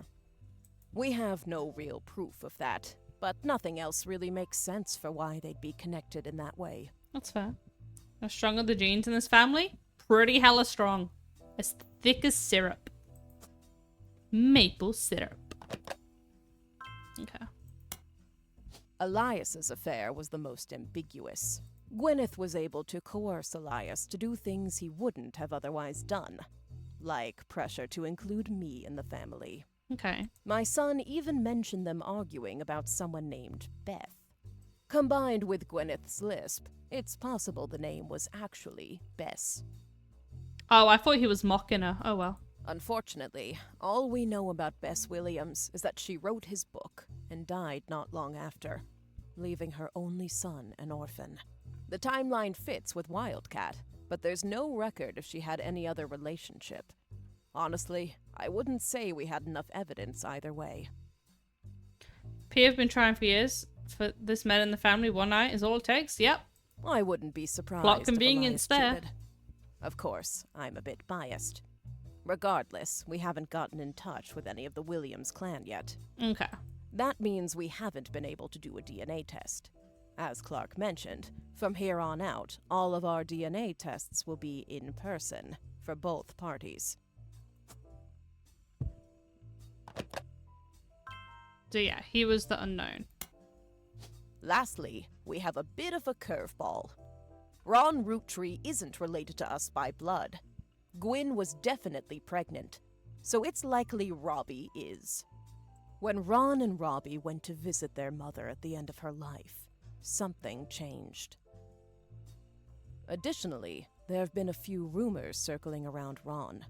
RR Productions canceled the Guys Like Us remake due to the director's illness. Yeah. At the same time, Ron's wife Penelope began doing benefits for Huntington's disease, stating that she had become familiar with it. Huntington's is the same disease that Gwyn's former co-star Leslie Florence had. It's passed from parent to child. It can't skip a generation. And Walter was completely fine. Because Gwyn and Wild Bill didn't have Huntington's, and Ron seems to, it's impossible Gwyn was his mother. I recently confirmed all this with Ron. Okay. At the end of her life, Gwyn told Ron the story. Leslie and Bill had an affair the same year Leslie learned she had Huntington's. Oh, Leslie poor got bugger. pregnant. Leslie wasn't likely to survive to see her child grow up. And even if she did, she didn't want to be a burden. She begged Gwyn and Wild Bill to adopt her child. Gwyn did. Mere weeks after she found out she was having her own son, she also took in Ron. Good on Gwen. We stan a queen. Wild Bill was a problem. Unreliable and a serial adulterer.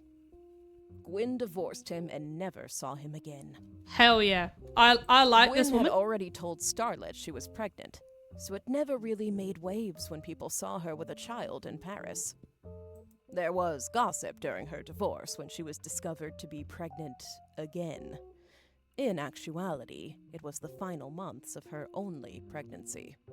To lay low, she stayed in Paris long enough that even her own family never had reason to question the timeline. It's one heck of a story, and frankly, nobody could be expected to piece the timeline together. True. Not with what few mentions of Gwyn's past have survived. But the Huntingtons itself? That's proof.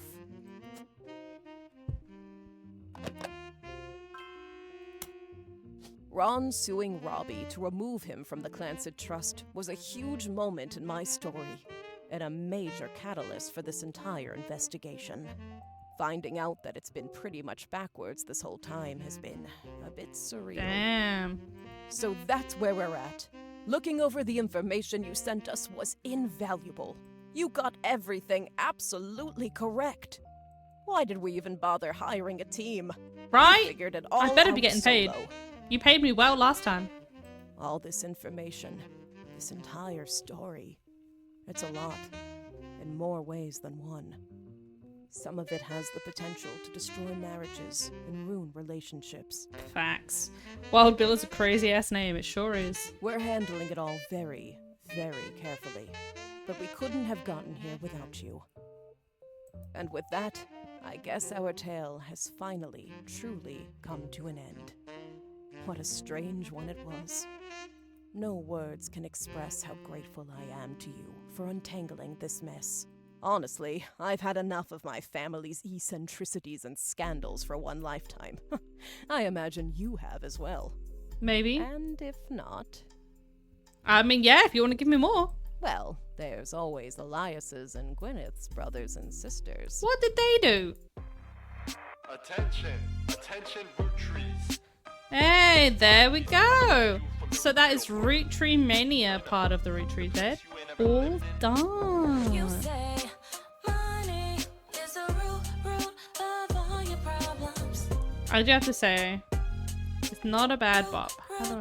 Of all your Man, problems. y'all are go through. hypocrites. Sitting back in your massive estates, built from the cash that your ancestors gave you, acting like you somehow deserve So it. I'm going to based detail on your credits for each family's song. creations. Okay. Yo, but look at here, sonny, don't you come for our money, or you might burn bright in hellfire someday. I like how this try to mimic like Eminem, because this game should be in the peak of his release. Catching a sermon from a geezer who's never known hurt, but blurts out these claims that somehow we're sinners because we didn't earn it. I'm trying to see if I can get out of this. You expect me to There we go. There we go. All finished. GG's indeed. Not bad, not bad. We figured out Guy was going all over the joint. Children here, there, and every bloody where. Oh my lord.